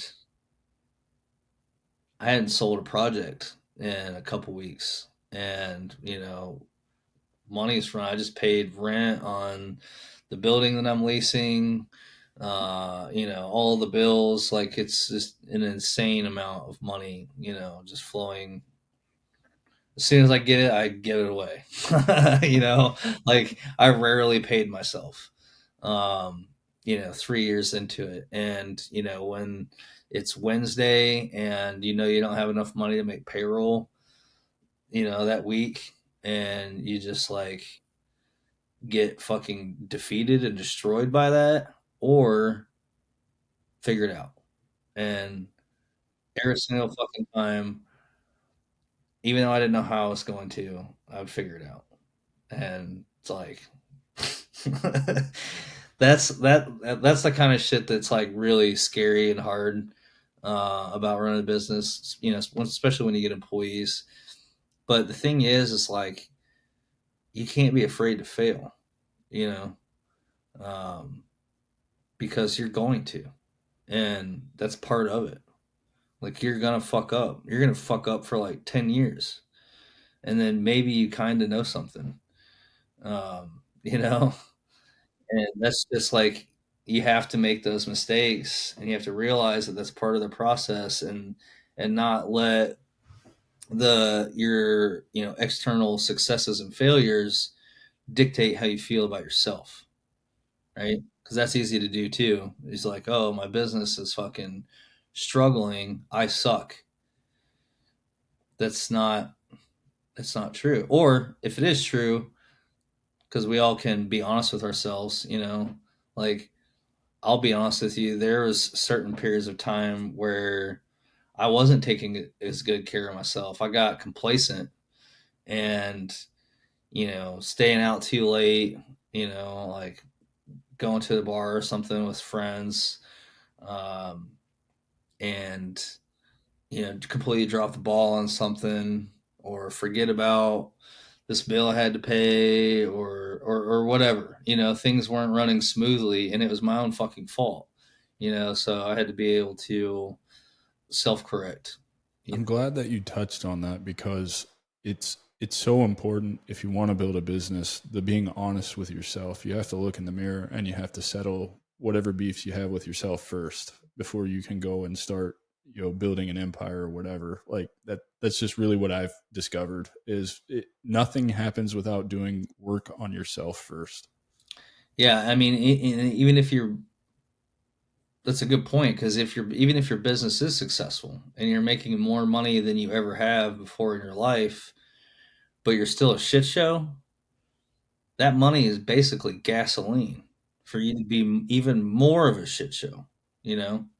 So I think it's super important, entrepreneur or not, but especially if you want to grow a successful business and scale it, if that's what you want, um, that you really do have to start with yourself. I know that from lessons learned. Like I don't go out to bars anymore. Like I have absolutely no interest in that. I have all of the interest in building a business that can actually create real impact in people's lives. And I know that there's no fucking way that I'll be able to do that, to be able to have the mental horsepower to build spreadsheets for cost of goods sold and figure out and teach myself about how to use these different vehicles for investments and fundraising. And this is all stuff that I have to learn, and teach myself how to do, let alone do it. Like my most frustrating thing I'm dealing with right now is content creation. Like I have an insane amount of knowledge about health and wellness in my head, but apparently every time I make a video, I'm boring as fuck. So I'm like, I have a video editor. It's like, can you just like maybe next time do it with personality? It's like I was. That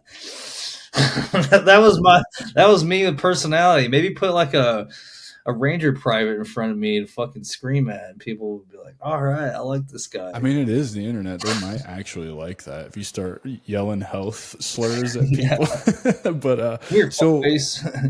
so at what point did you branch off and start Extreme Resilience? Are you still running the other, and are they running in tandem, or was it like kind of you had to let this one go because you didn't have it all figured out and it just what was it, or speak to that. Yeah, so about 2.5 years ago, I guess, I met my now wife, and I was still running my business, and she lived in North Carolina, which is about an hour from me. So, and she has this goal of becoming a hospital CEO. And I'm like, wow, that's so cool. That's a hell of a goal, man. Yeah, I know. I'm Congratulations. like, you're a badass. Like, cause she was a nurse, and, um, and she was talking about moving from North Carolina to Tennessee to be with me. And like, she was a director of a unit at the hospital, and she could, at best do a lateral transfer, but maybe take a pay cut because she'd be starting in a new hospital system. I'm like, that doesn't make any sense. She was in college working on her master's or MBA in executive healthcare leadership, and so I don't know. I decided it didn't make sense for her to move to Tennessee, so I shut my business down, and I wanted to support her. I felt like nobody really had made her a priority like that in her life up until that point. And that meant more to me than trying to keep my stressful business going. Good for I you, was like, brother. I'll figure something else out, you know? That speaks a lot about your character, man. Willing to sacrifice something for you to better a relationship in your life that means something to you, and put faith, and help her achieve her dreams and goals. And it's almost like you took it on the chin, and it wasn't even really a thought because you just moved right into the next thing, right? Yeah. And she now is assistant chief nursing officer of the hospital. So So for the audience, how close is that to her goal of being a CEO? I don't know anything about it's, how hospitals it's run. so she's the C-suite. There's Okay. the, COO, chief operating officer, chief financial officer, And she's there. chief She's made executive it. officer, and chief nursing officer. So That's awesome. That's yeah, so awesome, man. her next position would be, after being CNO for a while, would be CEO. But she's Bam. qualified now. Yeah, I know. She's pretty Bam. badass. And I'm so really you moved proud to of her. North Carolina. Do You what? you moved to North Carolina. You shut your business down, and then is that when you birthed extreme resilience? Not quite. So, um, I wanted to be working immediately. So I'd found this outdoor living construction company that builds like really nice hardscapes and stuff. And my biggest frustration when I was running my business was finding somebody that could estimate projects and manage projects, because I couldn't find anyone that could do both, either or, and both well, you know? So I was like, man, I would make an excellent estimator, project manager for somebody, you know? You got the experience, right? Yeah. Yeah, I've been doing it for myself. So I found a company in the town where my wife was working, and we had got married and we bought this house. And um, they were, I went and interviewed for the job. They were like super excited, to have somebody that's like competent, to do that job. And so I did that for about 6 months. Sold about $900,000 worth of work in those 6 months. And then my wife got an opportunity to go through the assistant chief nursing officer program. So we moved to Nevada and lived in an apartment for a year while she shadowed a chief nursing officer out there. Um, and then so while I was out there, it was right before we moved out there. My business partner and I, we actually met uh, with our previous companies at a business incubator in Kansas City. It was called The Blocks. It was like filmed as a TV show slash entrepreneur game show competition. And so we met there and stayed in contact. He's a great dude. And so it was around that time when we started having this conversation, because we both like, you know, had our own experiences with mental health stuff. It's something that we were passionate about. And so we started having a conversation about what we would do. Like he started talking about supplements, and I'm like, man, that's a tough one to start with. Oh yeah, Like, that's rough. I mean, we wrote down some pretty great supplement formulas that were amazing. Like if I would prefer to buy those things that I had made a list of, than anything else. I looked into starting a nootropics company, and you're right. It's incredibly hard to break into, and Well, it's so just what we realized is like, well, if we want to sell a product, we've got to build a community around what it is that we are talking about, what we believe in, build a company around the brand. So we started, like, let's table that. Maybe we'll come back to supplements at some point in the future. I wasn't really trying to start a supplement company per se. Um, But uh, so then we kind of started playing around with, well, what is this going to look like? And over the next several months, um, talked about a couple different things. We're working on a book um, called Choosing Resilience, and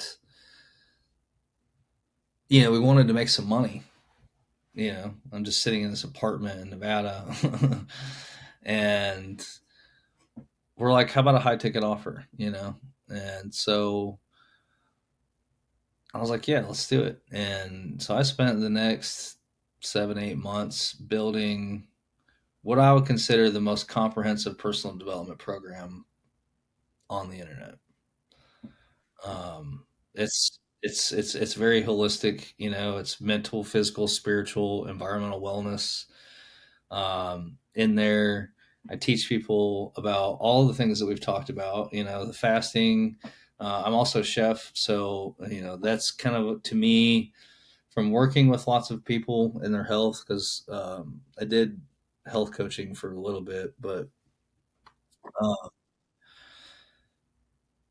I think the thing that people struggle with the most is like their relationship with the kitchen. They like don't know how to cook. They think eating healthy means boring salads and ground turkey, egg whites, and it's simply not the case. I know I had Costco pizza last night, so like I don't know if that's healthy, but it's definitely not healthy, yeah. but also, like it's okay to build it into your routine every now and again. Yeah, for sure. Like you I don't love have to be pizza. miserable all the time. Yeah. Um, so I teach people about this cooking theory I've got called whatever's in the fridge. Um, I try to think of like solve every problem that somebody might have when trying to create sustainable changes to their lifestyle for the better. Um, and made an exercise for it. I've got classes on self-discipline, character development, mental toughness. I talk about trauma healing in there. How to Trauma leverage healing is such a your big one. network for success. Like, and then breaking down relationships, like discussing. Um, I just had a brain. My mind went blank. Um, Anyways, That's TBI, there's brother. lots of stuff in there. I even kind of dip my toes into nutrigenomics a little bit for people to kind of understand that you can eat and turn certain genes on or off with the foods that you're consuming. Um, Do you talk about gut optimize all of health? that stuff. I teach people. I have a whole eating protocol that I guide people through on the program that's designed to kind of mimic what I read in Alberto Villalo's book, which is to grow a new body. So I realized that fasting is difficult for people that have never done it before. So I start with Walter Longo's. He kind of coined the term the fasting mimicking diet. Um, so we do that elimination diet, intermittent fasting cycles, and the whole time, they're learning how to cook and prepare meals and healing the gut. Um, I don't know. So you do cover gut health because that's one of the big things that, man, when I reset my gut, life got way better. I didn't realize how connected everything is to your gut and your gut health. Well, the tube, you're basically a tube, the tube that runs through your body, if you were to stretch it out completely, is the same surface area as a tennis court. So, our largest interface with the environment is the gut. And when you consider the fact that you're not really normally absorbing food directly, you're absorbing the secondary metabolites that have been pooped out of a bacteria that were eaten by another bacteria that were pooped out. And then that's what you're absorbing. It's like, okay, those are molecules, and food is information, you know, and you're feeding, guts or bugs in your gut that translate that information into something that we can use. So our DNA is constantly responding to environmental stimulus, and it's just, yeah, the gut's super important. If you eat like a feral 6-year old, then you're going to have a permeable gut, and all the poop and microbes, food particles, whatever you clean your house or your body with, pharmaceutical drugs, all those things are just leaking out into where your immune system is, into your bloodstream. And now, instead of all that stuff being contained in your intestines, you're in a state of chronic systemic inflammation, and that's where you run into trouble with, diabetes, obesity, cardiovascular disease, and stuff with the mind, because on top of all that, you have an enteric nervous system. There's more neurons that coat your intestinal walls than there are neurons in your spine. And those are all connected to your brain through the vagus nerve. And all of those bacteria and fungi that live in your gut, a lot of those secondary metabolites they're secreting that you absorb from your food are neurotransmitters. That's cool. I Neurotransmitters just like I just learned something new. dopamine, That's awesome. serotonin, norepinephrine, epinephrine, GABA. All those things are manufactured. 90% of all of that stuff that is in your body is manufactured by microbes in your gut. So it's directly correlated to your mental health. I love that, man. Thank you for educating us on that, because I can't stress enough how important and how meaningful learning about gut health was for me. Because when I reset my gut, dude, like you said, that chronic inflammation, pre-diabetes gone, high blood pressure gone, everything, more energy, my mental health got better, all from just watching what I put in my diet. The big one for me, I'm a sugar addict, big time. Sugar, refined sugar is the devil to me. I won't touch it. I've taken it to the extreme. Like when I buy bread at the store now, typically we don't buy bread a lot. My wife makes homemade sourdough, which is way better for you anyway. But and I enjoy that because she cranks out a loaf and she's like, "Oh, this is a shitty loaf. Don't eat it." And I'm like, no, sorry about that. I don't know why that just happened. I'm supposed to be in do not disturb. Thanks, Apple. Anyway, I want to talk about the differences between what you built the first time and what you're building now, because I'm kind of trying to get people to come to me to help them build a digital business. And it's very different than building kind of a manual labor brick and mortar like what you had with equipment and all of that. And you touched on it, like you need an audience, right? So that's the first place you have to start, and building an audience. And so talk about some of the challenges that you faced while trying to build this, particularly with a high ticket offer, because that's a hard sell, right? And you got to come correct with what you're offering in order to do that. So walk us through how you learned about building an audience, putting together an email list to sell what you're going to sell, all the challenges with learning marketing and all that good stuff. It's an incredible amount of work. At the end of the day, you want to build something that people want, you know, because you could spend a year working in your basement on something that literally fucking nobody wants. And I'll tell you, selling a personal development program is not easy, because even though I know that most people would benefit from going through this program, and all the problems that they have that they're dealing with currently would, if they actually put effort into doing all the things in the program, would correct themselves, right? But behavior change is really difficult to get people to do. Like most of the time, no one's going to do anything different until they're in a crisis or their life depends on it, right? The fight or flight kicks in. So, when it comes to building businesses online, um, probably the most useful resource to start studying is everything that Alex Ramosi puts out. I love it, man. I have, I have $100 million offers. Let me guess, both of them. Yeah, it is. Yeah.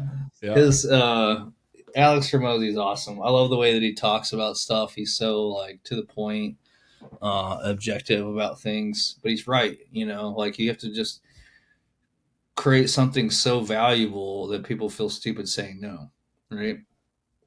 And the way that you do that is kind of like what you were talking about earlier. You give as much shit away as you can for free, you know, by and the way that you do the things that you're creating that you're giving away for free is you're solving all the micro problems in between all the problems that your product or service solves, right? So you have to foresee that, like, oh, somebody might go to the grocery store and get lost because they just watched one of my classes and now they're like, fuck, I can't buy anything. Let me make them a healthy food grocery shopping list that they can take with them and print off, so they don't even have to fucking think about it. They can just buy shit that's on this list, and then they can follow my whatever's in the fridge cooking theory and be, doing great and not ever need a recipe again. So um so it's doing stuff like that. And then I think that, but the one of the biggest challenges really is building your audience.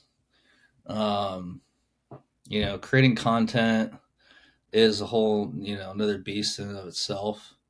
um but So let's talk about I that a think little bit that real the quick. the like content creation world slash advertising world on social media is going through this course of self correction, where instead of, having to use these hook line sinkers, like, oh, this may be controversial, but like, yeah, maybe that stuff still works on TikTok. um, but increasingly, because there's so much shit, right? You can just pick up your phone and just scroll and kill like however many hours you want to and not see the same Hours, thing, hours, hours and hours. hours and Yeah. hours, right? So you have to make something that people want to watch, and people want, like and you're never going to be for everyone, right? So radically niching is also super important. You have to know who the fuck you're trying to talk to, right? And the more clarity that you can get on who it is that cares about your stuff, the easier it is to create content for them, right? Because you're like, oh, they'll like this, because I know exactly who I'm talking to. And then you just do that. You just say, what your video is about. Hey, I'm talking about this. This is what's going to be covered in here. And then you start talking about that stuff, Um, and You also have to know where that audience lives, right? What platform are they on? Are they on LinkedIn? Are they on Instagram? Are they on Facebook? It's kind of a problem I'm having now, right? Like I want to reach the veteran community, and by far and away the largest, gathering of veterans is Facebook. And I'm not a Facebook fan. It but that's business, right? Like if I want to reach more people, my goal for this year, 39 today, right? We talked about that at the beginning. I put the post up this morning. The goal is to reach 1 million veterans in the next year before I turn 40. The only way I'm going to do that is knowing where they're at and how to talk to them and the unique value that I bring to them, right? And those are the magic pieces of the puzzle that you need. And I love that you're touching on that, because that's where you start if you want to build a digital business. yeah, I think another thing too is like a lot of times, well, depending on what kind of business you have. For me, and it sounds like maybe for you as well, your customer avatar is fucking you. Yes, absolutely, 1,000%. It's funny because I have two of them, right? I have the one for guys who maybe only spent 4, 5, 6, 2, 3, whatever years in, and then the guys who made it kind of over the hump, right? So there's some key differences, right? I think a little bit more senior leaders have a little bit more vision of what they want when they get out, but versus the younger guys who didn't spend as much time in there, they're probably driving a car that's way too expensive with an interest rate that's way too high. They haven't learned some life lessons, but you're absolutely right, man. I'm speaking to who I was when I was younger, and I'm speaking to who I was when I got out as well. The other thing I think that's important to realize is that, like, what you just mentioned, the younger guys, they're probably broke, you Yes, know? absolutely. So I was broke when I got yeah, out. I so was was living, I. you know, And, so and a it's lot of really times easy. what happens is like the people that you want to help the most probably can't afford you.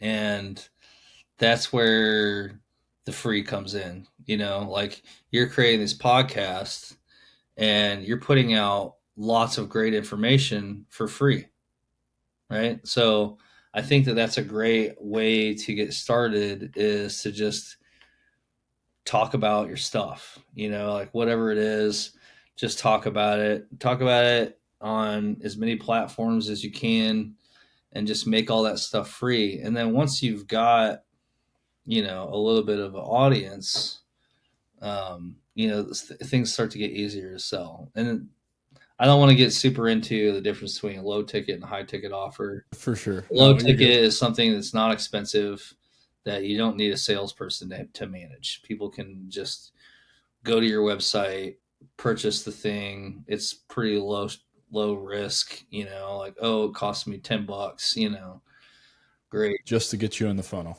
Yeah. Just to get you in the funnel. And depending on what you're doing and how active you are with those funnels and optimizing them and stuff, like, depends on how well they work. And then you've got paid ads, and I Do think you run paid ads? no. Me either. I Uh, don't even want to learn them. yeah, I mean, your best bet when you're getting started is to just generate as much content as you can on as many platforms as you can, and and then track how those pieces of content are performing. Like if you're making 4-hour videos and putting them on YouTube, but nobody's watched past minute 2 on any of them, then maybe make less 4-hour videos for now and focus on ones that are shorter. Like Or that. you could take my approach and just do it anyway until they Yeah. start getting Or you views, can do right? Like both. I it's mean, I think for me, I've done podcasts. I'll go back, find timestamps where there's some good sound bites, turn those into shorts, um, all that kind of stuff. It's So it's learning how to leverage what you're creating to turn it into digestible things that speak to your audience. And so I've chosen to go the long form route because this is what I enjoy doing. I truly enjoy this. I'm so grateful that people are lining up to come on the show to tell their story, to talk this stuff. And so I enjoy this.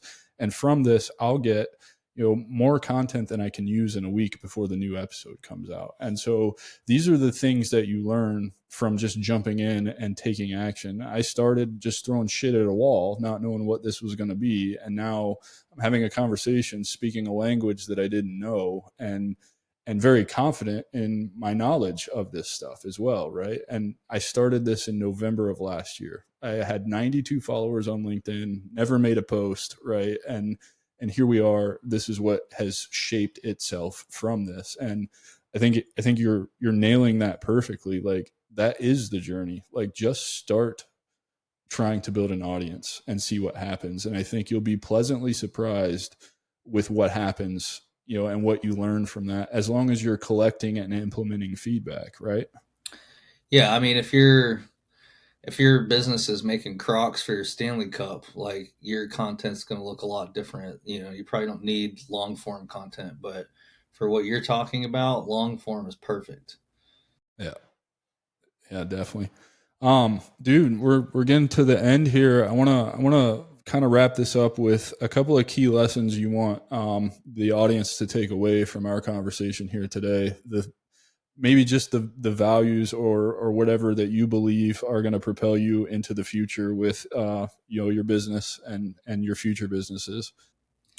So, um, thanks for asking that question, because I wanted to share what I'm currently working on right now, right? That's definitely another question I've got coming for you. Well, So they're kind of together, right? So, perfect, dude. Let's do it. I spent a lot of time building this personal development program, and I'm still working on building a community. It's a slow process to do it organically.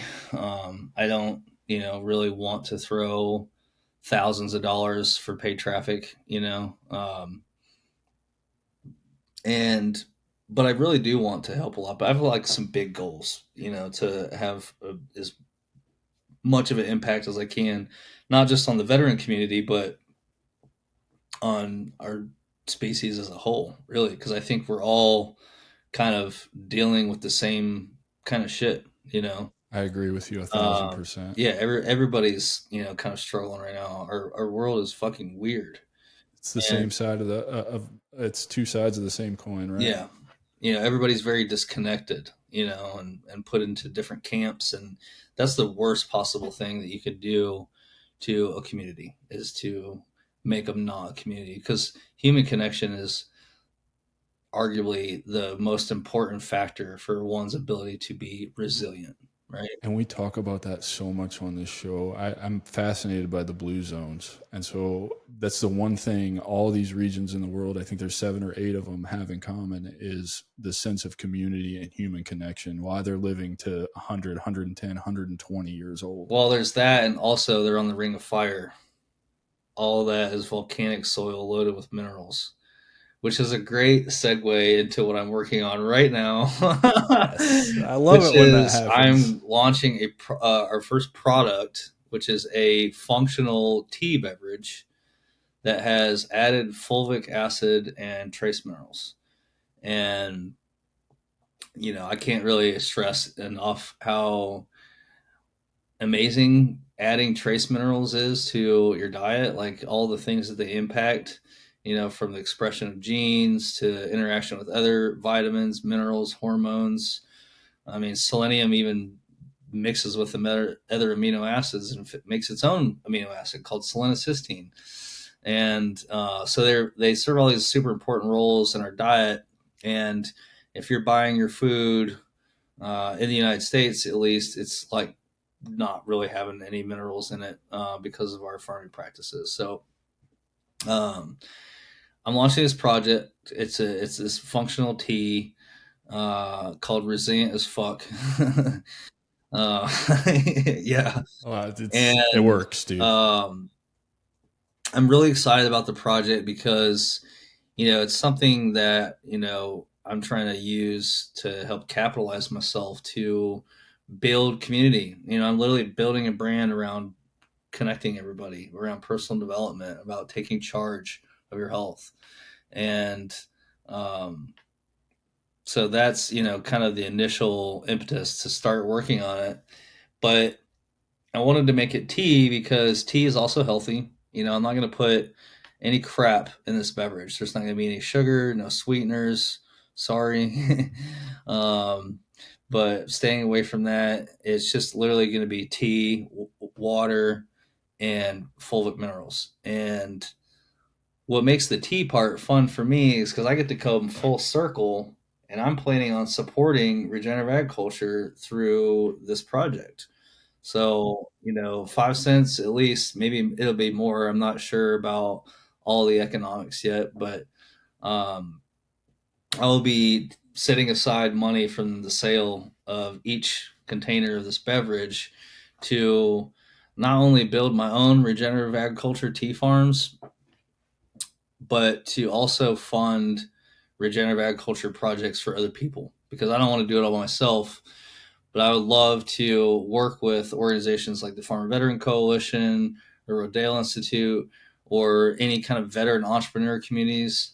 Doesn't have to be a veteran, although I wholeheartedly believe that agriculture is an awesome career for a veteran, because we didn't talk about this that much, but having task and purpose, doing something meaningful is like essential to a veteran, to anybody really, but especially a veteran, to feel great about yourself and to thrive.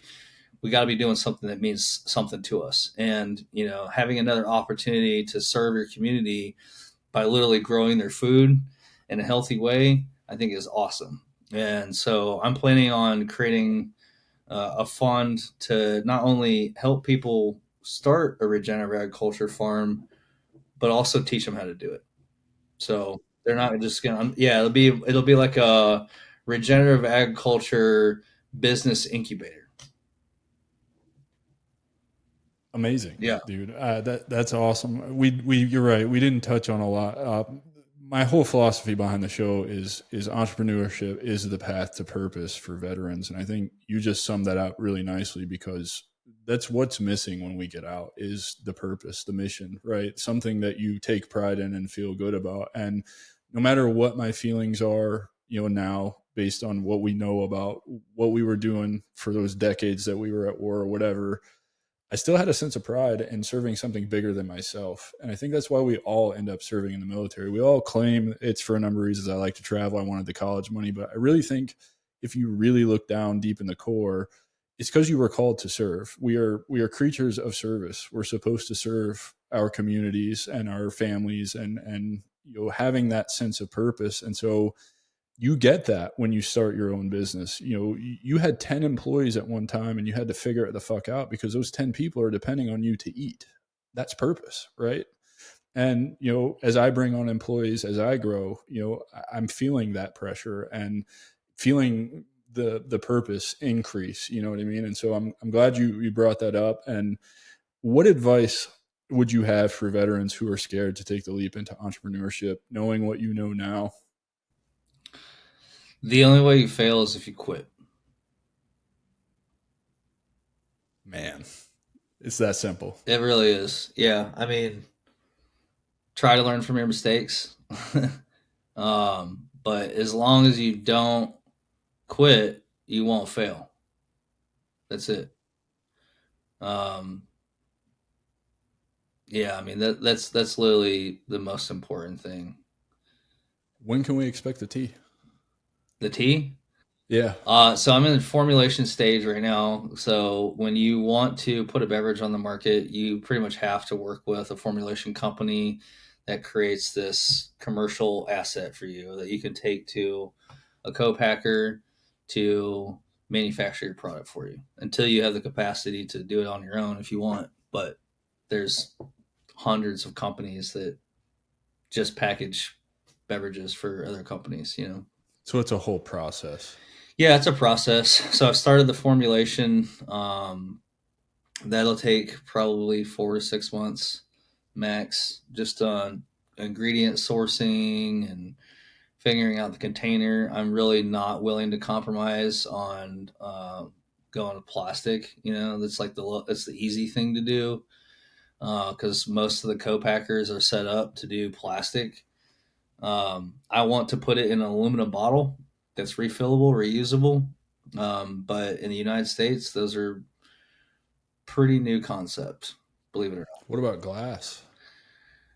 not. I don't. I No, could do glass. not Well, interested. it's just it could break easy. Yeah, that's Uh, fair. I just was curious. I don't know anything about packaging. I probably never oh, will. I'm And learning every day, if I buddy. do, I'm coming straight to you Just trying to for find sure. companies that manufacture bottles that could be used like that, or companies that can actually pack it, making sure that the beverage formula is like going to work in aluminum. Also, like there's all kinds of different. I think I also might be understanding. So is your tea actually going to be a liquid, or is it going to be tea bags that Oh people no, can it'll make be tea at it'll be a home? So liquid. it's actually Yeah. your I own think bottled eventually when I beverage. get to the point where I'm building my own tea farms, because that's another interesting thing. There's not very many tea farms in the United States. There's like one big one, and Yeah. a handful of others that are probably less than 15 acres.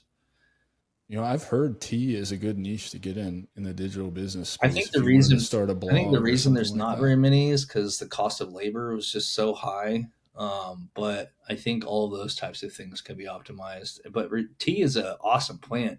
You can harvest from it for over 100 years. And you plant it one That's time. cool. Um, Dude, that's really cool.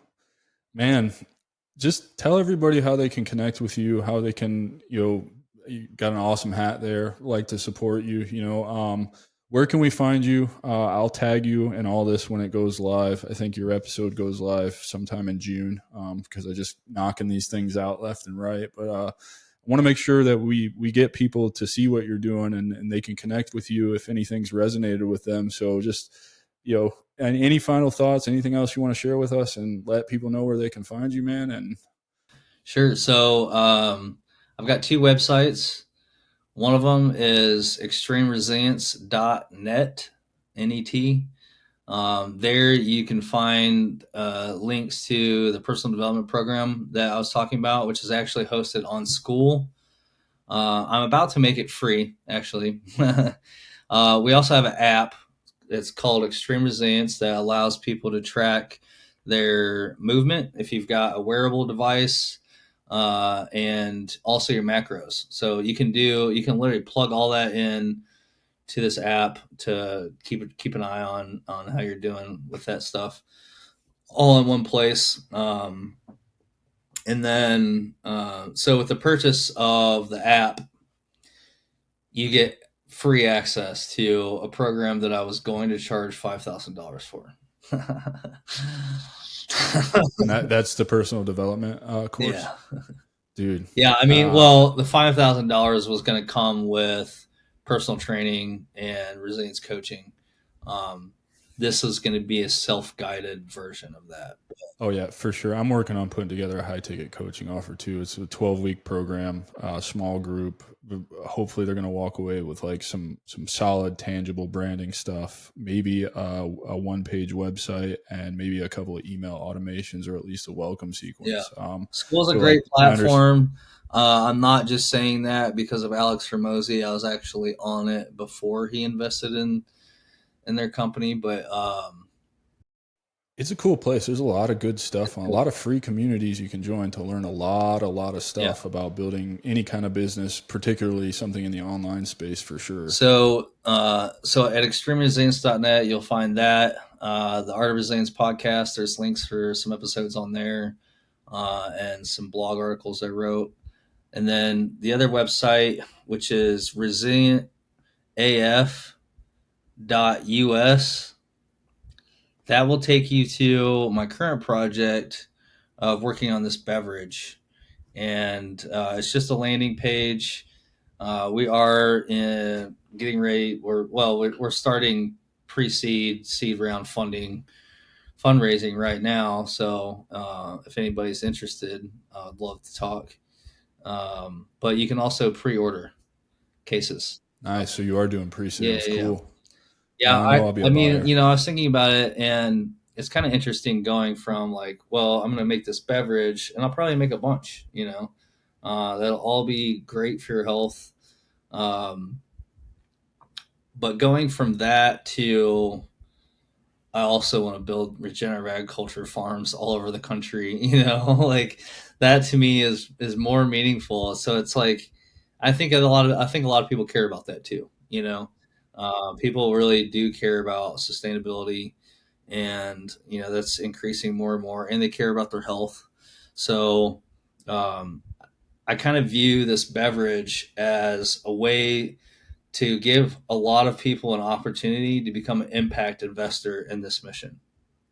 To I think that's awesome, man. I think that's a really smart play. You've identified something that you know there's a need for it clearly because you just said there's not a lot of teas. Most teas on the market aren't going to have beneficial nutrients and minerals and stuff that that we actually need that we can benefit from. So but that's not where your true passion lies or where the vision for extreme resilience lives. You want something bigger, but you realize that this can be a vessel to get you there, and I think that's super powerful, man. So leaning into one thing because you see that it gets you to where you actually want to be. I can't think of a better way to do that, right? Like you want regenerative tea farms that can live for literally hundreds of years. You just said you can harvest off the same tea plant for 100 years, and that's incredible. And what better way to do that than to introduce this awesome, I don't even like tea and I can't wait to try this. Like, to be completely honest with you, I'm a coffee guy.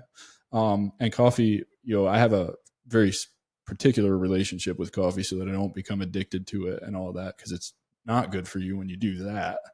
But I do want to try the tea because being in tune with my body and what I put into my body, fixing my gut health, like that stuff really matters to me now. And I think, dude, I think that thing could go to the moon when you get it all figured out. I think it's a perfect pairing, really, because the things that are valuable, and I'm planning on using either green or white tea, is all these polyphenolic compounds, these like phytonutrients, the flavonols, the catechins, and all that stuff. Well, all of those things are also present in fulvic acid complexes, right? It's not just one molecule. It's fulvic acid, humic acid, and over 70 trace minerals, right? That all are in this, black solution.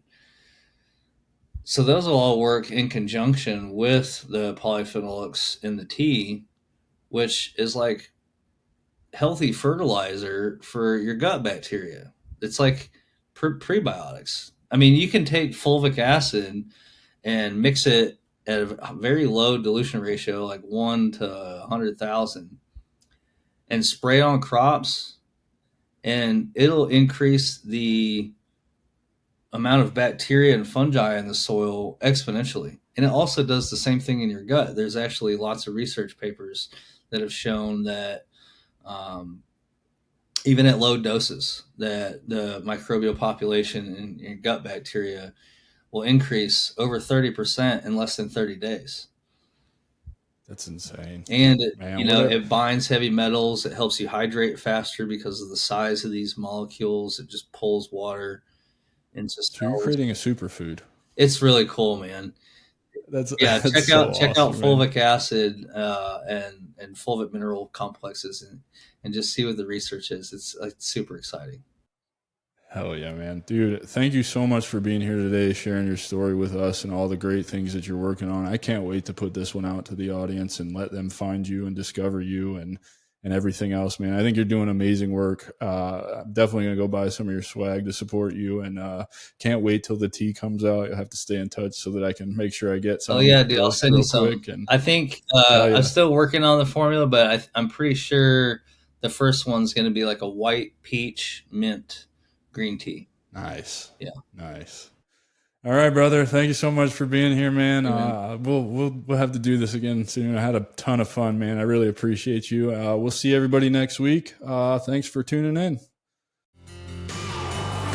That's our show, and I'm truly thankful you've joined us at The Strategic Veteran. If our conversation today sparked curiosity or if you're ready to elevate your game, I'm here to help.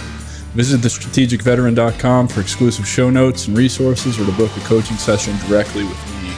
Take a moment to subscribe to our podcast and share your review. Your support makes all the difference. For more insights and daily strategies, let's connect on LinkedIn and keep the conversation going. Remember, this isn't just a podcast, it's your strategic advantage in action. Until our next rendezvous, stay bold and continue the mission.